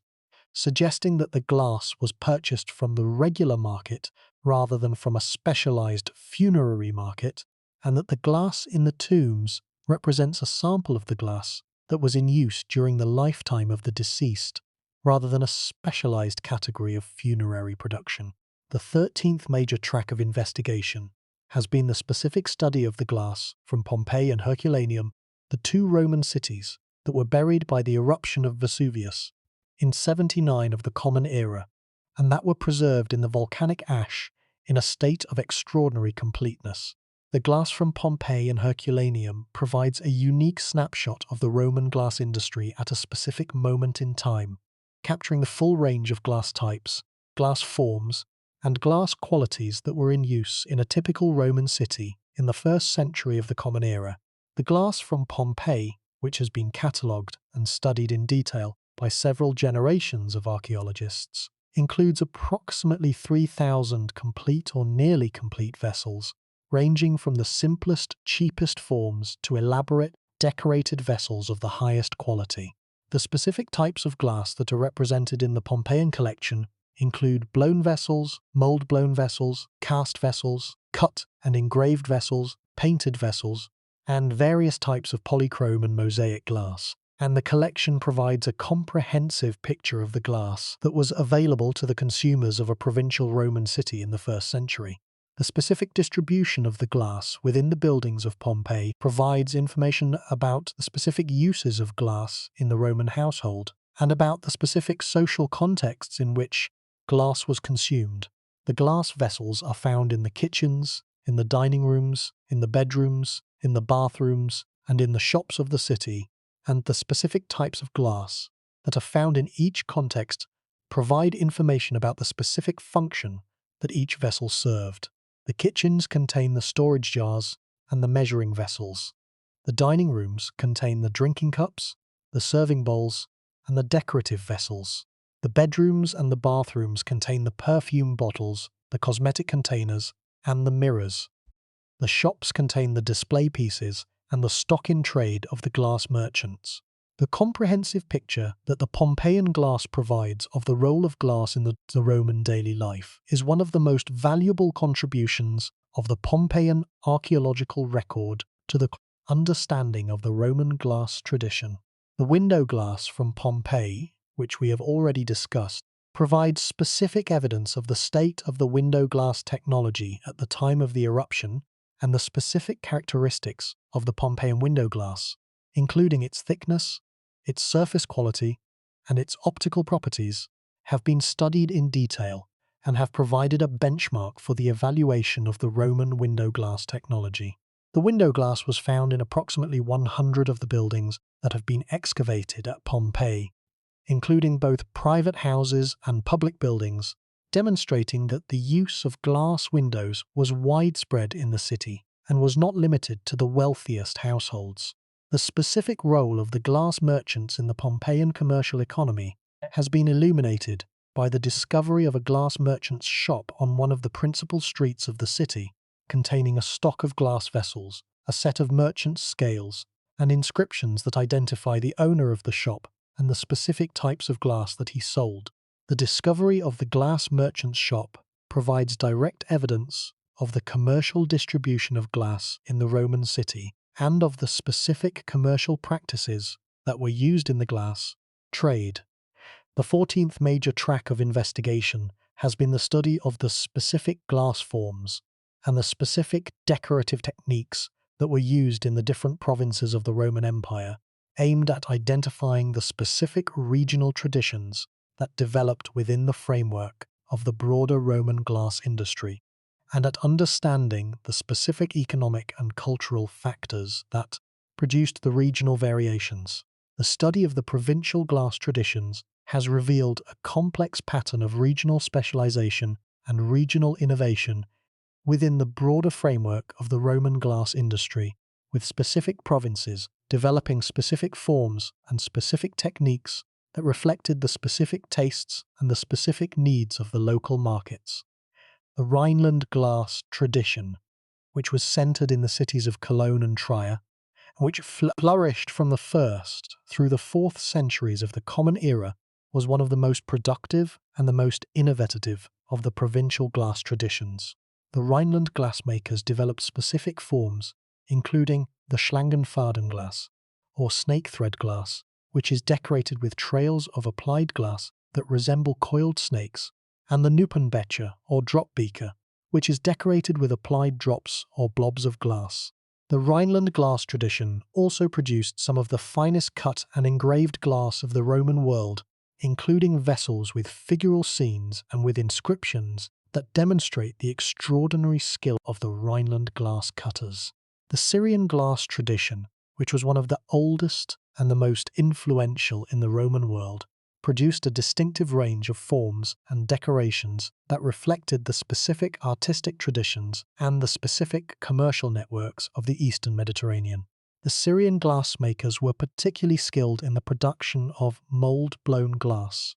which they produced in an extraordinary variety of forms, including figural bottles in the shapes of grapes, dates, fish and human heads, and vessels with relief decorations depicting gladiatorial contests, chariot races and mythological scenes. The Syrian mold-blown glass, which was distributed across the empire through the Eastern trade networks, is among the most visually distinctive and the most collectible of the Roman glass types. The Egyptian glass tradition, which drew on the ancient Egyptian glass-making heritage and which benefited from the proximity to the primary glass production centers of the Nile Delta, produced glass of exceptional quality and in exceptional variety, including the specific types of mosaic glass, colored glass, and specialty glass that were the most technically demanding products of the Roman glass industry. The Egyptian glass workshops, which were concentrated in the city of Alexandria and in the cities of the Nile Delta, produced glass that was distributed across the empire and that was recognized for its specific quality and its specific character. The British glass tradition, which developed in the province of Britannia from the 1st through the 4th centuries of the Common Era, was one of the most geographically remote of the provincial glass traditions, and provides evidence of the specific challenges and the specific adaptations that were required for the operation of a glass industry at the periphery of the Roman economic system. The British glass workshops, which were established primarily in the southern and the eastern parts of the province, produced a range of glass types that was more limited than the range that was produced in the Mediterranean provinces reflecting the specific constraints of the British market and the specific difficulties of obtaining the raw materials that were needed for the production of the most sophisticated glass types. The 15th major track of investigation has been the study of the specific conservation challenges that Roman glass presents to the modern conservators who are responsible for the preservation of the glass objects in museum collections. Roman glass, while it is chemically stable under ideal conditions, is vulnerable to a specific form of deterioration known as glass disease or glass corrosion, in which the surface of the glass is attacked by moisture and by atmospheric pollutants, producing a network of fine cracks, a cloudy or iridescent surface layer, and, in extreme cases, the complete disintegration of the glass. The conservation of Roman glass requires the specific knowledge of the chemistry of glass corrosion and the specific techniques of glass stabilization that have been developed by the conservation science community over the past century. The specific mechanism of glass corrosion involves the exchange of alkali ions, sodium and calcium, from the glass surface for hydrogen ions from the water in the atmosphere, a reaction that produces a hydrated surface layer that is weaker and more porous than the underlying glass, and that is susceptible to further deterioration. The rate of the corrosion depends on the specific composition of the glass, with glasses that contain higher concentrations of alkali being more susceptible to corrosion, and on the specific environmental conditions, with glasses that are exposed to high humidity and to atmospheric pollutants being more susceptible than glasses that are kept in controlled environments. The beautiful iridescence that is sometimes seen on ancient glass, the rainbow-like shimmer that is one of the most visually distinctive features of archaeological glass, is itself a product of the corrosion process,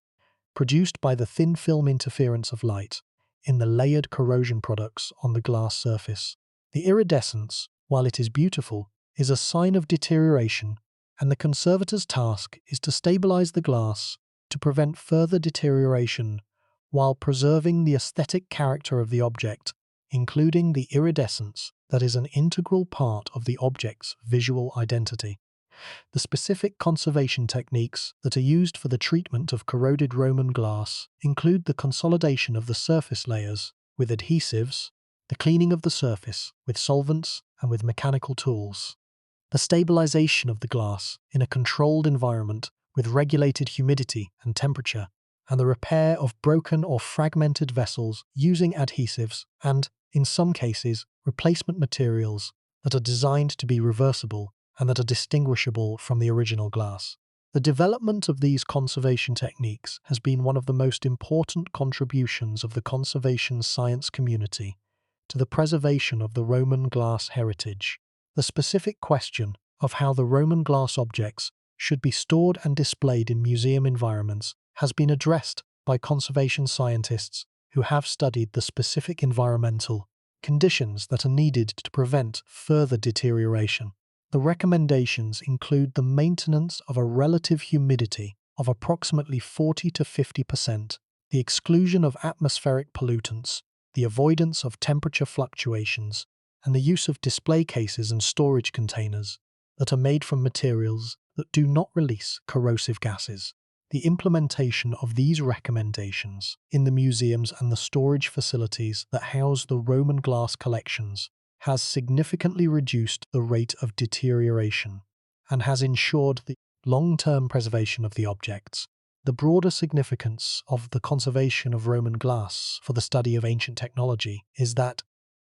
the preservation of the objects is essential for the continued study of the techniques that produce them. The Roman glass objects are the primary evidence for the Roman glass tradition, and the loss of the objects through deterioration or through neglect would be a loss of the evidence that is needed for the understanding of the tradition. The conservation of the Roman glass is therefore not merely an aesthetic concern, but a scientific one, and the investment in the conservation of the collections is an investment in the continued advancement of the knowledge of the Roman glass technology. The specific contribution of the Islamic glass tradition to the recovery and the development of the Roman glass heritage has been one of the most productive areas of research in the study of the post-Roman glass traditions, because the Islamic glass industry, which flourished from the 7th through the 13th centuries of the Common Era, represents the most direct continuation and the most creative development of the Roman glass tradition. The Islamic glassmakers inherited the basic techniques of the Roman tradition and developed them in new and distinctive directions, producing glass objects that combined the technical mastery of the Roman tradition with the specific aesthetic sensibilities of the Islamic artistic tradition. The specific techniques that the Islamic glassmakers developed, including enameling, gilding, and luster painting on glass, represent innovations that extended the decorative range of the glass tradition far beyond what the Roman glassmakers had achieved, demonstrating the creative potential that is released when an established technical tradition is adopted by a new culture with new aesthetic values and new artistic ambitions. Everything we have discussed so far concerns the specific techniques of Roman glassmaking, the specific objects that the Roman glassmakers produced, the specific scientific analyses that have been conducted, and the specific attempts that have been made to replicate the Roman methods. These matters are important, and they provide the foundation for the understanding of the Roman glass tradition. But beneath these specifics lies a deeper truth, a truth that concerns not just how the Romans made glass, but what the Roman glass industry tells us about the nature of industrial knowledge, the conditions that sustain it, and the consequences of its loss. The deeper truth is this: the Roman glass industry was not merely a collection of techniques. It was a system, an integrated network of raw material supply,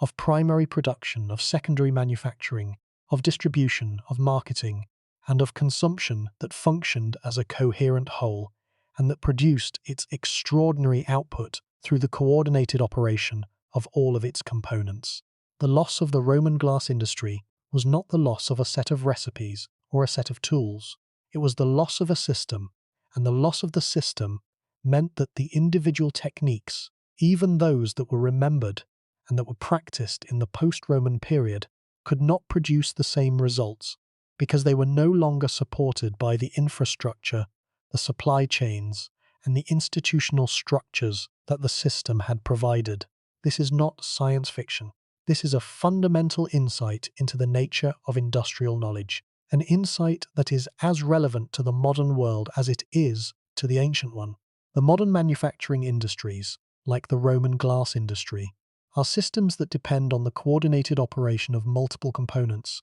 including raw material supply, production infrastructure, distribution networks, and market demand, and the disruption of any one of these components can produce a decline in capability that is disproportionate to the specific component that was disrupted. The loss of the Roman glass industry is a cautionary tale for any modern industry that depends on complex, interdependent systems for its operation.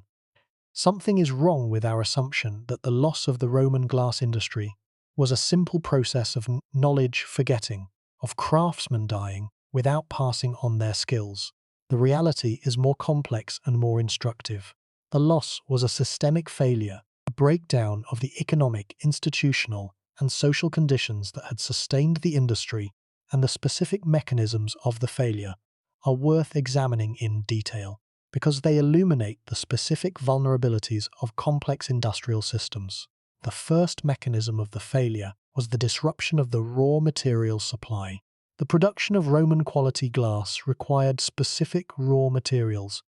particularly the natron from Egypt and the high-quality sand from the Levant, that were obtained from specific sources and that were transported over long distances to the production centres. The disruption of the long-distance trade routes that supplied these materials, which occurred as the Roman Empire fragmented and as the transportation infrastructure deteriorated, forced the glassmakers to use substitute materials, particularly plant ash, as a replacement for natron. That produced a glass of inferior quality. The substitution of plant ash for natron was not a choice. It was a necessity, imposed by the breakdown of the supply chain, and the consequences for the quality of the glass were immediate and significant. The second mechanism was the loss of the institutional structures that had supported the training and the transmission of skills. The Roman glass industry depended on a system of apprenticeship that transmitted the specific skills of glassmaking from one generation to the next. And the disruption of this system, which occurred as the economic conditions deteriorated and as the workshops closed, interrupted the chain of transmission that had maintained the skills over the centuries. The loss of the apprenticeship system was particularly devastating for the most complex techniques, the cameo glass, the cage cups, and the millefiori, which required years of specialized training and which could not be learned from books or from observation alone. The third mechanism was the decline of the market for glass. The Roman glass industry had been sustained by a large and a prosperous market that demanded glass in enormous quantities and in a wide range of forms and qualities. The decline of the Roman economy, the contraction of the urban population, and the reduction of the consumer purchasing power that accompanied the fall of the empire reduced the demand for glass and made the production of the most expensive and the most labor-intensive glass products economically unviable. The market decline did not eliminate the production of glass entirely, because the demand for simple utilitarian glass persisted, but it eliminated the demand for the most sophisticated products, and the loss of the market for these products removed the economic incentive for the maintenance of the skills that were needed to produce them. The fourth mechanism was the loss of the specific knowledge of the glass compositions and the glass properties that had been accumulated through centuries of experience. The Roman glassmakers had developed a detailed understanding of the relationship between the specific composition of the glass batch and the specific properties of the resulting glass, including its color, its clarity, its workability, and its durability. And this understanding, which was encoded in the practical knowledge of the glassmakers rather than in written texts, was transmitted through the apprenticeship system. The loss of the apprenticeship system meant the loss of this accumulated knowledge, and the post-Roman glassmakers, who had to relearn the relationships between composition and properties through their own experience,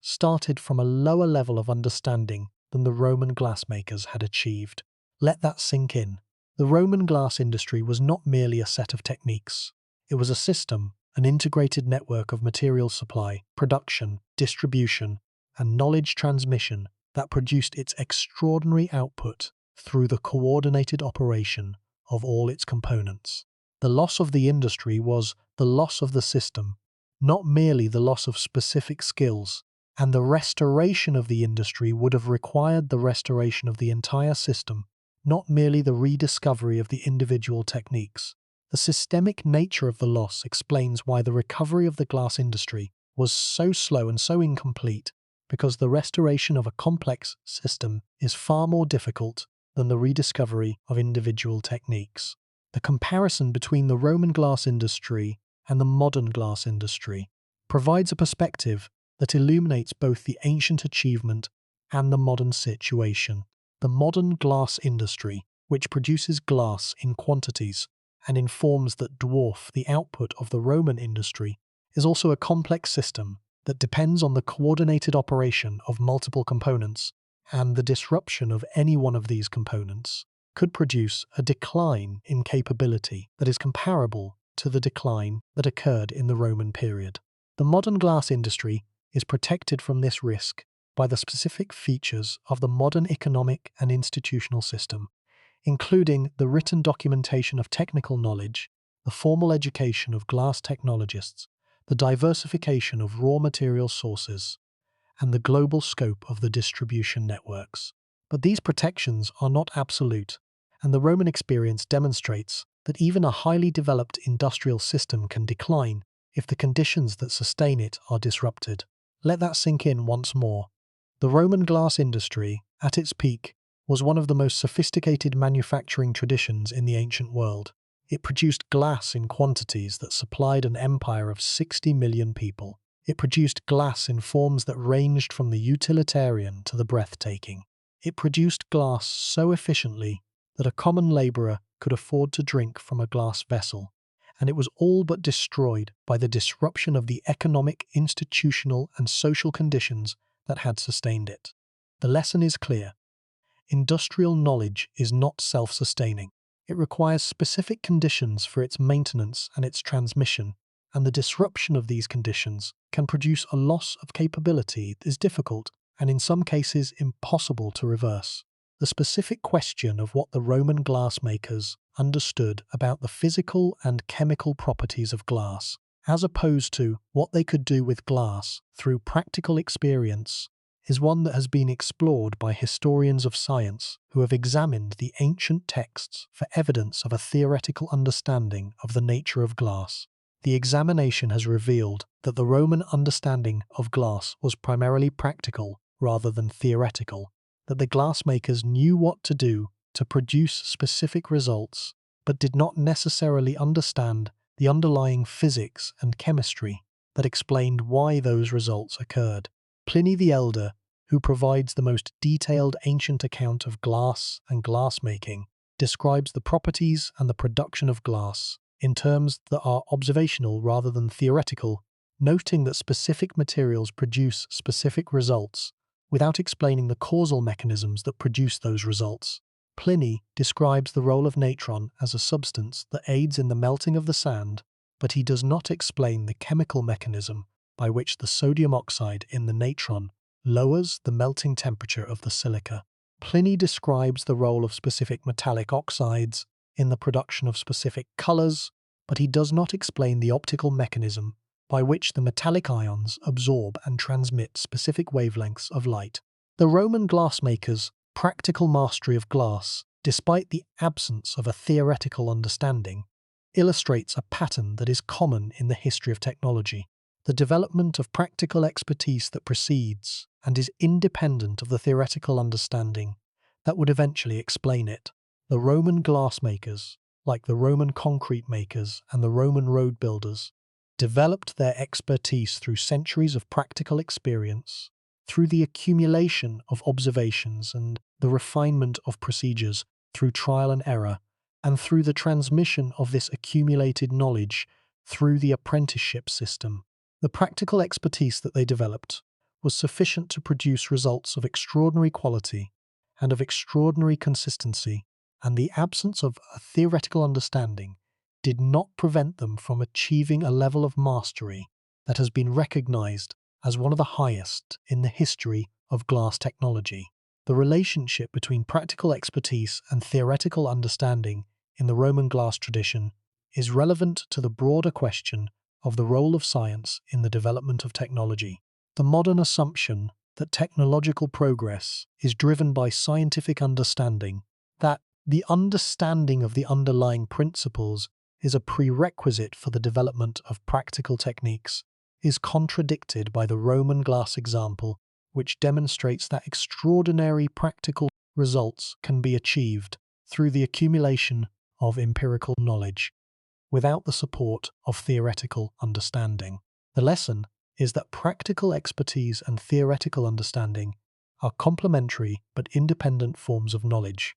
each of which can advance without the other, and that the combination of the two, which characterizes the modern approach to technology development, is a specific historical achievement rather than a necessary condition for technological progress. The connection between the Roman glass industry and the broader Roman economy provides a perspective that illuminates both the achievement and the vulnerability of the industry. The Roman glass industry was embedded in the Roman economy, drawing its raw materials from the agricultural and the mineral resources of the empire, drawing its labor from the population of the Roman cities and towns, drawing its market from the consumer demand of the Roman population, and drawing its transportation from the Roman road and shipping networks. The embedding of the glass industry in the broader economy was the source of the industry's strength, because the economy provided the specific resources and the specific conditions that the industry needed, but it was also the source of the industry's vulnerability, because the decline of the economy undermined the specific conditions that the industry depended upon. The specific economic conditions that supported the Roman glass industry included the availability of cheap and abundant raw materials, which were provided by the specific geological and geographical conditions of the Roman world, the availability of skilled labor which was provided by the apprenticeship system and by the migration of craftsmen across the empire, the availability of efficient transportation, which was provided by the Roman road system and by the Mediterranean shipping routes, and the availability of a large and a prosperous market, which was provided by the urbanized population of the Roman Empire. The disruption of any one of these conditions would have reduced the output and the quality of the glass industry, and the disruption of all of them, which occurred during the decline and the fall of the empire, produced the catastrophic decline that we have described. The specific question of whether the Roman glass industry could have survived the fall of the empire if the specific economic conditions had been maintained is a counterfactual that illuminates the relationship between the industry and the economy. The Islamic glass industry, which inherited many of the techniques of the Roman glass tradition and which flourished in the early Islamic period from the 7th to the 13th centuries, provides evidence that the Roman glass tradition could indeed survive the political changes that accompanied the fall of the empire, provided that the economic conditions that supported the industry were maintained. The Islamic glass industry, which operated in many of the same regions and used many of the same raw materials as the Roman glass industry, produced glass of exceptional quality and in considerable quantity, demonstrating that the decline of the Roman glass industry was not inevitable, but was the specific consequence of the specific economic disruptions that accompanied the fall of the Roman Empire in the Western Mediterranean. The specific question of what can be learned from the study of the glass, refuse from Roman production sites, the broken fragments, the production failures, the misshapen vessels, and the melted lumps of glass that were discarded during the production process has been addressed by archaeologists who have recognized that the glass refuse is often more informative than the finished products about the specific procedures and the specific challenges of the Roman glass production. The glass refuse provides direct evidence of the specific problems that the Roman glassmakers encountered during the production process, including the specific types of defects that occurred, the specific stages of the production at which the defects occurred, and the specific actions that the glassmakers took to deal with the defects. The analysis of the glass refuse has revealed that the most common defects in Roman glass production were bubbles, which are caused by the incomplete melting of the raw materials or by the introduction of air during the blowing process,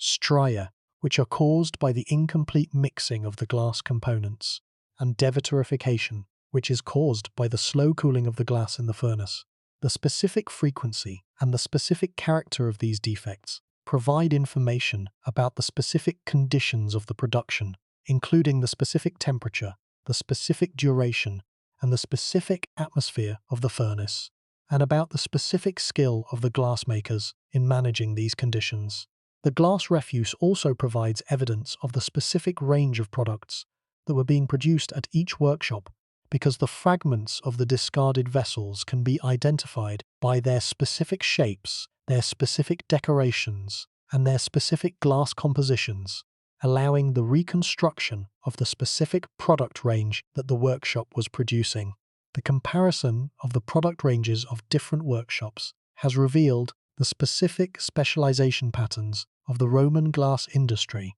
with some workshops specializing in the production of specific types of vessels and others producing a wider range of products for the general market. The relationship between the Roman glass industry and the modern concept of circular economy, in which waste materials are recycled and reused rather than discarded, provides a modern framework for appreciating one of the most distinctive features of the Roman production system. The Roman glass industry was one of the earliest and the most efficient examples of a circular economy in the history of manufacturing, because the glass that was produced by the industry could be infinitely recycled without any loss of quality, and the recycling of glass was an established practice that was integral to the operation of the industry. The specific evidence for the Roman glass recycling system includes the archaeological evidence of glass collection points, where broken glass was gathered for transportation to the workshops.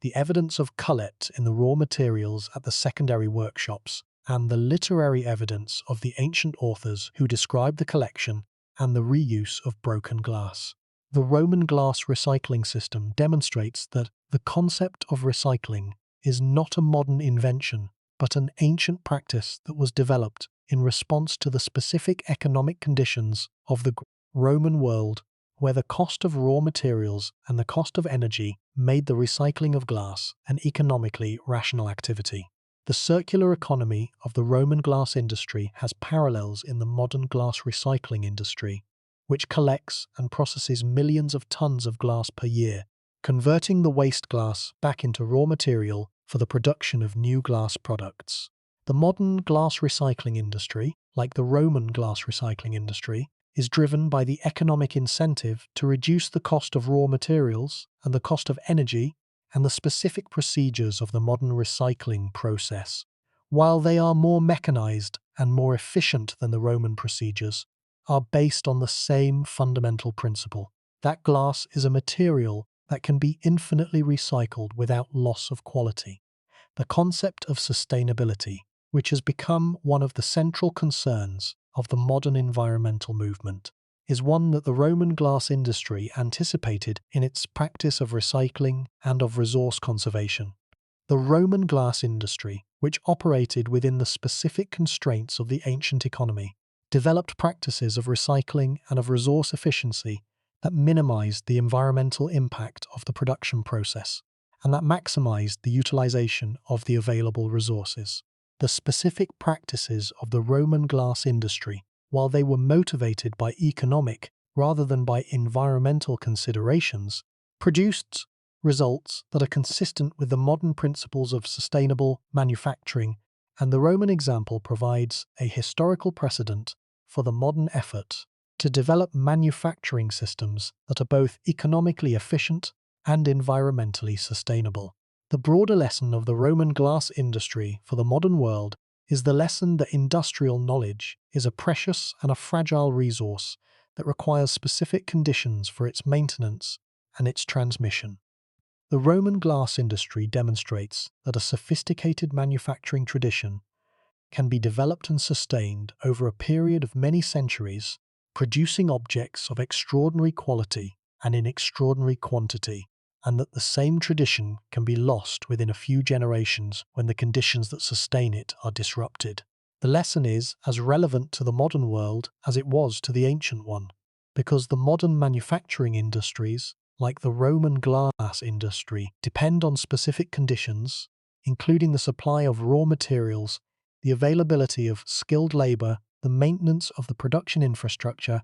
and the demand of the market, and the disruption of any of these conditions could produce a decline in capability that would be comparable to the decline that occurred in the Roman period. The pattern of distributed excellence that we have identified in previous episodes of this series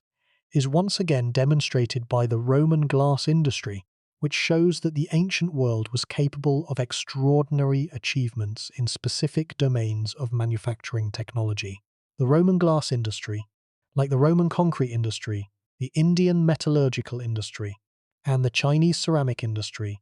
represents a specific domain of excellence that was developed within a specific civilizational context, and that was sustained by specific economic, institutional, and cultural conditions. The pattern of distributed excellence, in which different civilizations achieved the highest levels of capability in different domains, demonstrates that technological excellence is not the exclusive property of any single civilization, and that the human capacity for technological innovation has been expressed in multiple forms, in multiple places, and at multiple times throughout the history of human civilization. The specific domain of the Roman glass excellence, which is the domain of industrial-scale manufacturing of a material of exceptional quality and exceptional versatility, is a domain that has particular relevance for the modern world, because the modern manufacturing industries face many of the same challenges that the Roman glass industry faced, including the challenge of maintaining quality in mass production, the challenge of managing complex supply chains, and the challenge of preserving and transmitting the specific skills and the specific knowledge that are needed for the production of the most demanding products. The Roman glass industry provides a historical precedent for the modern approach to these challenges,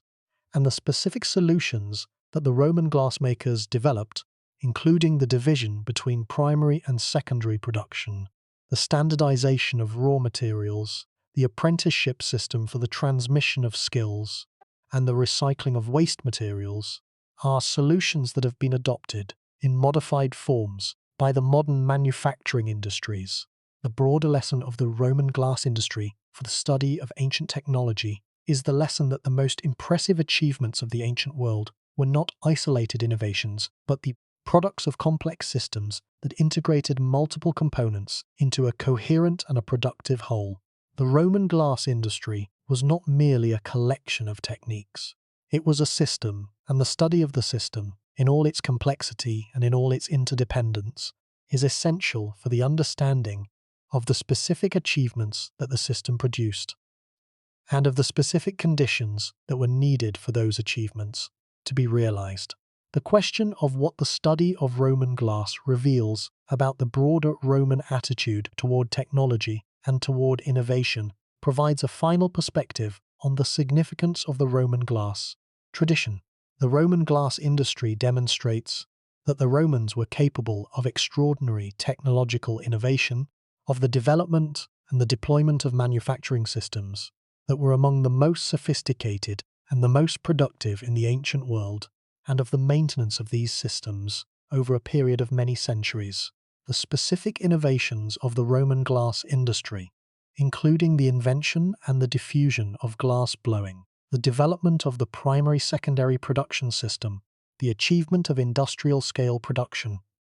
and the development of the advanced decorative techniques, are evidence of a culture that valued technological innovation and that supported the specific conditions that were needed for innovation to occur. The Roman attitude toward glass technology, as documented by the ancient texts and by the archaeological evidence, was one of appreciation for the specific qualities of glass as a material, the transparency, the versatility, the beauty, and the affordability, combined with a specific interest in the technical processes by which the glass was produced. Pliny the Elder, whose account of glass in the Natural History is the most detailed surviving ancient account of any Roman manufacturing process, describes the glass-making process with a specificity and a detail that demonstrate a genuine interest in the technical aspects of the production, and his account provides evidence that the educated Roman elite was not indifferent to the achievements of the craftsmen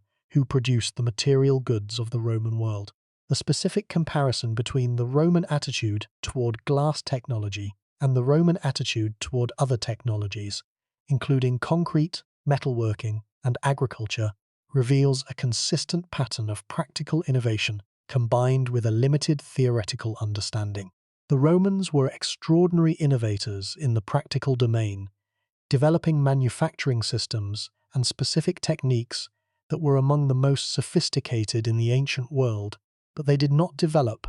the theoretical frameworks that would have allowed them to understand the underlying principles of their innovations. The Roman glass industry, like the Roman concrete industry, was a practical achievement rather than a scientific one, and the specific knowledge that sustained it was practical knowledge rather than theoretical knowledge, embodied in the skills and the judgment of the craftsmen rather than in the writings of the scholars. The modern understanding of the Roman glass industry, which is based on the convergence of the archaeological evidence,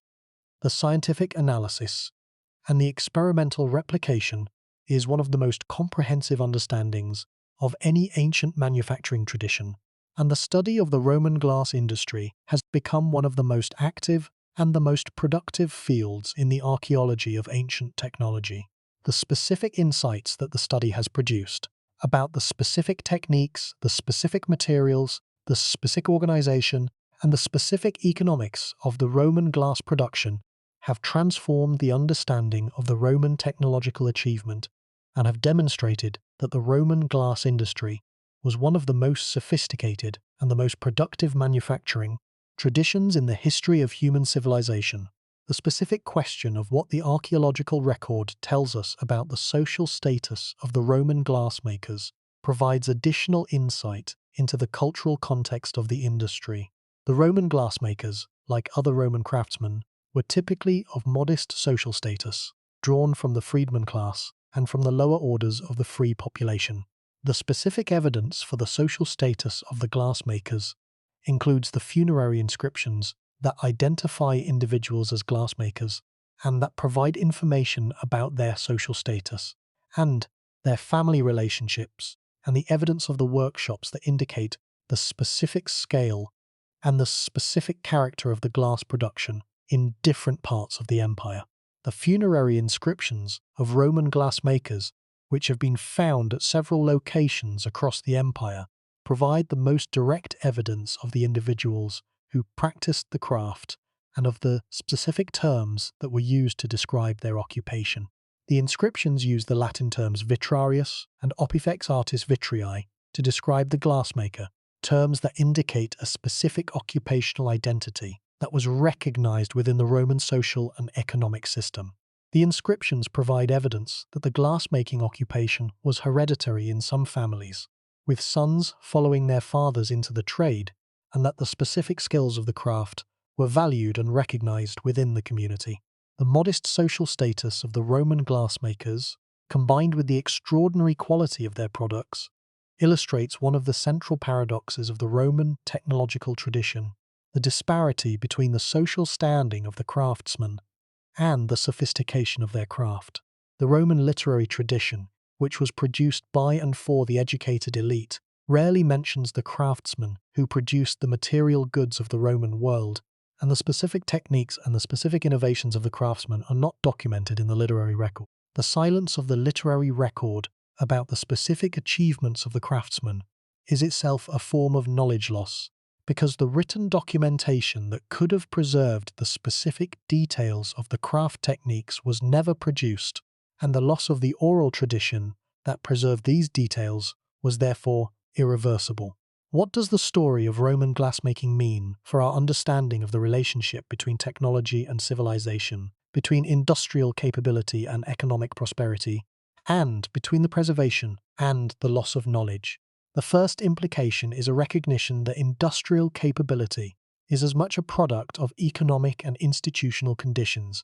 as it is a product of technical knowledge. The Roman glassmakers possessed extraordinary technical knowledge, but their extraordinary output was the product not only of their knowledge, but also of the economic and institutional conditions that supported their work, including the supply of raw materials, the infrastructure of production, the networks of distribution, and the demand of the market. The lesson is that technical knowledge alone is not sufficient for industrial capability, and that the maintenance of industrial capability requires the maintenance of the economic and institutional conditions that support it. The second implication is a recognition that the loss of industrial capability is a systemic phenomenon that cannot be reduced to the loss of specific skills or specific knowledge. The Roman glass industry declined not because the glassmakers forgot how to make glass, but because the system that had supported their work was disrupted, and the disruption of the system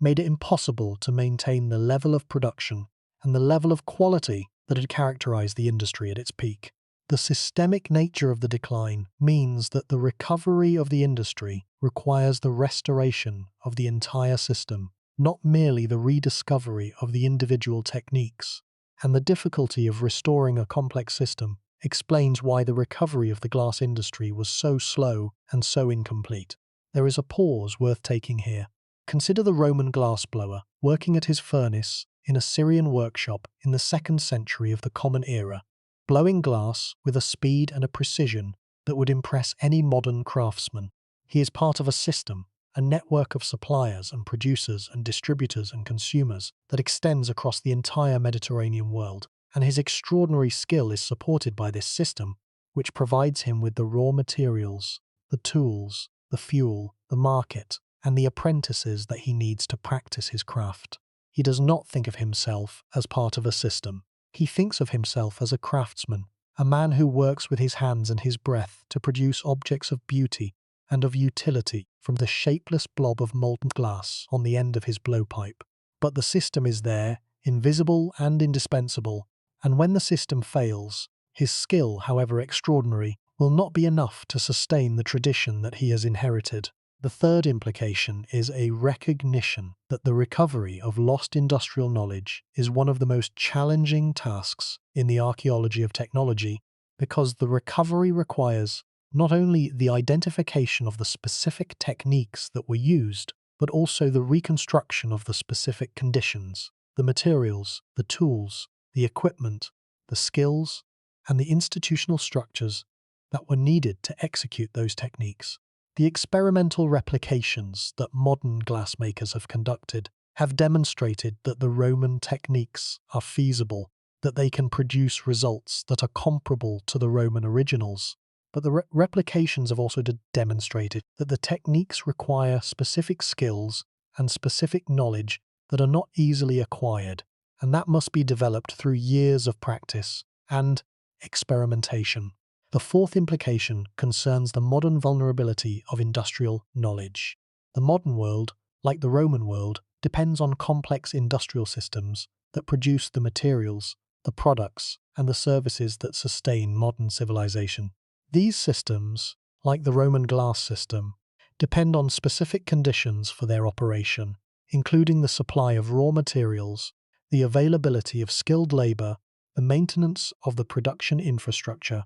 and the demand of the market. The disruption of any of these conditions, whether by war, by economic crisis, by pandemic, or by the depletion of natural resources, could produce a decline in industrial capability that would be comparable to the decline that occurred in the Roman period. The fifth implication is a celebration of the recovery. The Venetian glassmakers of the medieval and the Renaissance periods, working on the island of Murano in the lagoon of Venice, recovered many of the Roman techniques through their own experimentation and their own innovation. And the Venetian glass tradition, which produced some of the most beautiful and the most technically sophisticated glass in the history of the art, represents a remarkable recovery of industrial knowledge that was achieved through the effort and the creativity of a new generation of craftsmen. The Venetian recovery demonstrates that the loss of industrial knowledge, while it is devastating, is not necessarily permanent, and that the human capacity for innovation and for rediscovery can, given the right conditions, produce a recovery that equals or surpasses the original achievement. The broader lesson of the Roman glass story is the lesson of the impermanence of industrial knowledge and of the conditions that sustain it. The Romans built one of the most sophisticated manufacturing traditions in the ancient world, a tradition that produced glass of extraordinary quality and in extraordinary quantity for more than 500 years. The tradition was destroyed not by a single catastrophe, but by the gradual erosion of the conditions that sustained it. And the recovery of the tradition, when it came, was the work of a different civilization, in a different place, at a different time, working with different materials and different methods, but driven by the same human desire to produce objects of beauty and of utility from the miraculous, transformative substance that is glass. The sixth implication concerns the specific vulnerability of craft knowledge to loss. The Roman glass tradition, like other craft traditions, depended on the transmission of embodied knowledge that was encoded in the muscles and the reflexes of the craftsman's body rather than in written texts or in formal instructions. The embodied knowledge of the Roman glassblower, which included the specific feel of the molten glass on the blowpipe, the specific timing of the inflation and the shaping, the specific judgments about the temperature and the viscosity of the glass, and the specific movements of the hands and the tools that produce specific shapes and specific effects, was knowledge that could be transmitted only through the direct personal instruction of a master to an apprentice, and that was lost when the chain of transmission was broken. The vulnerability of embodied knowledge to loss is one of the most significant challenges in the preservation of craft traditions, and the Roman glass example illustrates this challenge with particular clarity. The written texts that describe Roman glassmaking, including the account of Pliny the Elder, provide general information about the materials and the techniques, but do not provide the specific, detailed instructions that would be needed to replicate the Roman methods without the guidance of an experienced practitioner. The gap between the written descriptions and the practical knowledge that is needed to execute the techniques is a gap that can be bridged only by the direct transmission of skill from master to apprentice, and the loss of this direct transmission is the primary mechanism by which craft knowledge is lost. The modern efforts to recover the lost techniques of Roman glassmaking have been conducted primarily through experimental replication, a method that involves the systematic trial and error exploration of the possible methods, guided by the archaeological evidence and by the general principles of glass technology. The experimental replication method is effective but slow, requiring years or decades of work to rediscover techniques that were originally developed and refined over centuries of practice, and the results of the replication are often approximate rather than exact, producing objects that are similar to the Roman originals, but that differ in specific details of form, of color, of surface quality, and of optical properties. The seventh implication concerns the relationship between the Roman glass tradition and the Islamic and the Venetian glass traditions that succeeded it. The Roman glass tradition did not disappear entirely when the Roman Empire fell. Elements of the tradition were preserved in the Eastern Mediterranean, where the glass-making industry continued to operate under the Byzantine and the early Islamic empires, and the specific techniques and the specific knowledge that were preserved in the East provided the foundation for the Islamic glass tradition that flourished in the early medieval period. The Islamic glass tradition, which produced some of the most technically sophisticated glass in the post-Roman world, including the enameled and gilded glass of the Ayyubid and Mamluk periods, the luster-painted glass of the Abbasid period, and the cut and engraved glass of the Fatimid period, represents a direct continuation and a creative development of the Roman glass tradition. The Islamic glassmakers, who worked in the same regions and who used many of the same raw materials as the Roman glassmakers, preserved the basic techniques of glassblowing, of cutting, and of decorating that the Romans had developed, and they added their own innovations, including the technique of enameling on glass, the technique of luster painting on glass, and the technique of gilding on glass, that produced a distinctive Islamic glass aesthetic. The Venetian glass tradition, which developed on the island of Murano in the lagoon of Venice from the 13th century onward, represents a second phase of the recovery of the Roman glass tradition. The Venetian glassmakers, who may have been influenced by both the Roman glass tradition, which was preserved in the Byzantine East, and by the Islamic glass tradition, which they encountered through the Venetian trade with the Eastern Mediterranean, developed a glass tradition of extraordinary technical sophistication that rivaled and in some respects surpassed the achievements of the Roman glassmakers. The Venetian glassmakers developed the technique of producing cristallo, a colourless glass of exceptional clarity, the technique of producing latimo, an opaque white glass, and the technique of producing vetro, a filigrana, a glass decorated with twisted threads of white or coloured glass, techniques that are among the most sophisticated in the history of glassmaking, and that represent the creative recovery and the extension of the Roman glass tradition. The eighth implication concerns the relationship between the Roman glass industry and the modern craft revival movement, which has seen a renewed interest in the traditional techniques of glassmaking and a growing appreciation for the specific qualities of handmade glass that distinguish it from the machine-produced glass of the modern industrial system. The Roman glass tradition, with its emphasis on the individual skill of the craftsman and on the specific properties of hand-blown glass, has become a source of inspiration for the modern craft glassmakers who are working to revive the traditional techniques and to produce glass objects that combine the aesthetic qualities of the ancient tradition with the specific requirements of the modern market. The modern craft revival has also contributed to the understanding of the Roman glass tradition because the modern craftsmen who are working to replicate the Roman techniques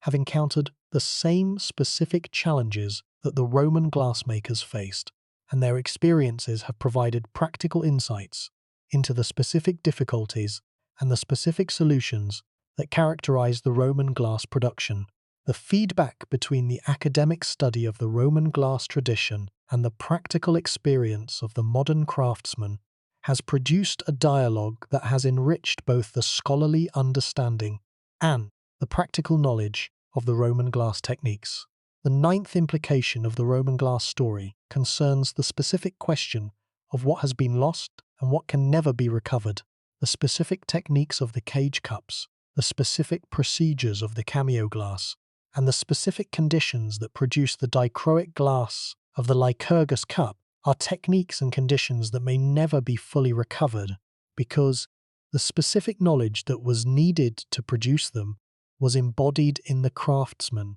who practiced them and was transmitted through the apprenticeship system that trained them, and both the craftsman and the system have been gone for more than 1,000 years. The modern glass scientists and the modern glass craftsmen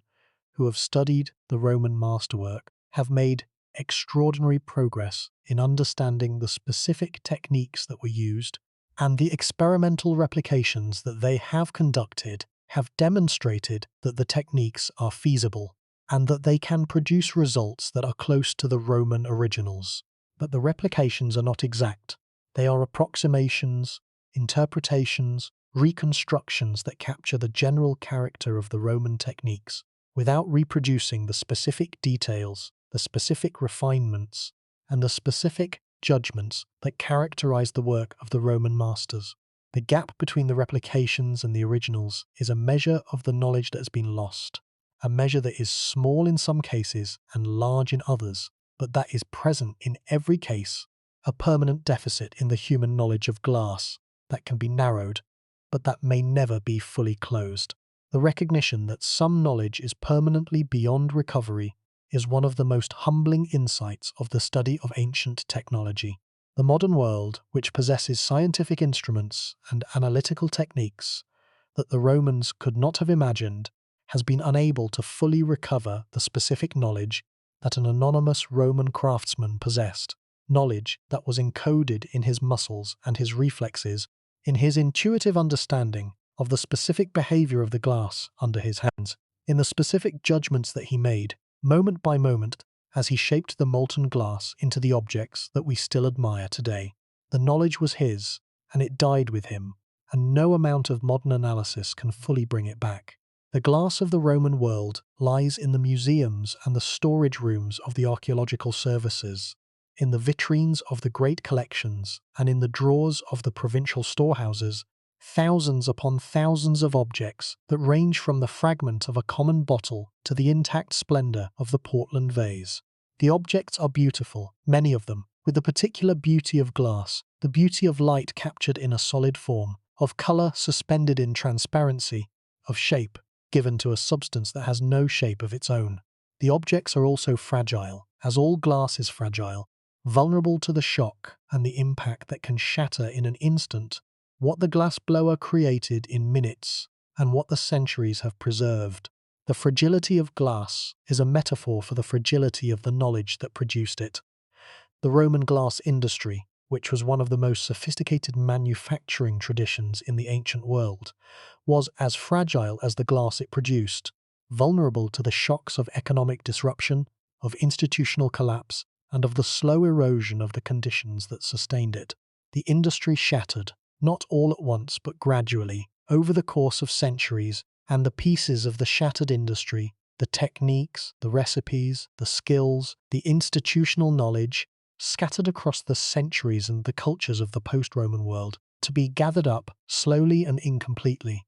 by the medieval and the modern craftsmen who have worked to reconstruct what was lost. The Roman glassmakers were masters of a substance that is itself a master of paradox. Glass is solid but not crystalline, a substance that is sometimes described as a frozen liquid, arrested in mid-flow between the ordered structure of a crystal and the disordered structure of a liquid. Glass is transparent but not invisible, transmitting light while also reflecting it, bending it, colouring it, transforming it into the specific hues and the specific effects that the glassmaker has planned. Glass is fragile but also enduring, vulnerable to the sharp impact that can break it in a moment, but resistant to the slow processes of corrosion and decay that destroy metals and organic materials over the centuries. The Roman glassmakers understood these paradoxes. They exploited them. They created objects that used the specific properties of glass, its transparency, its color,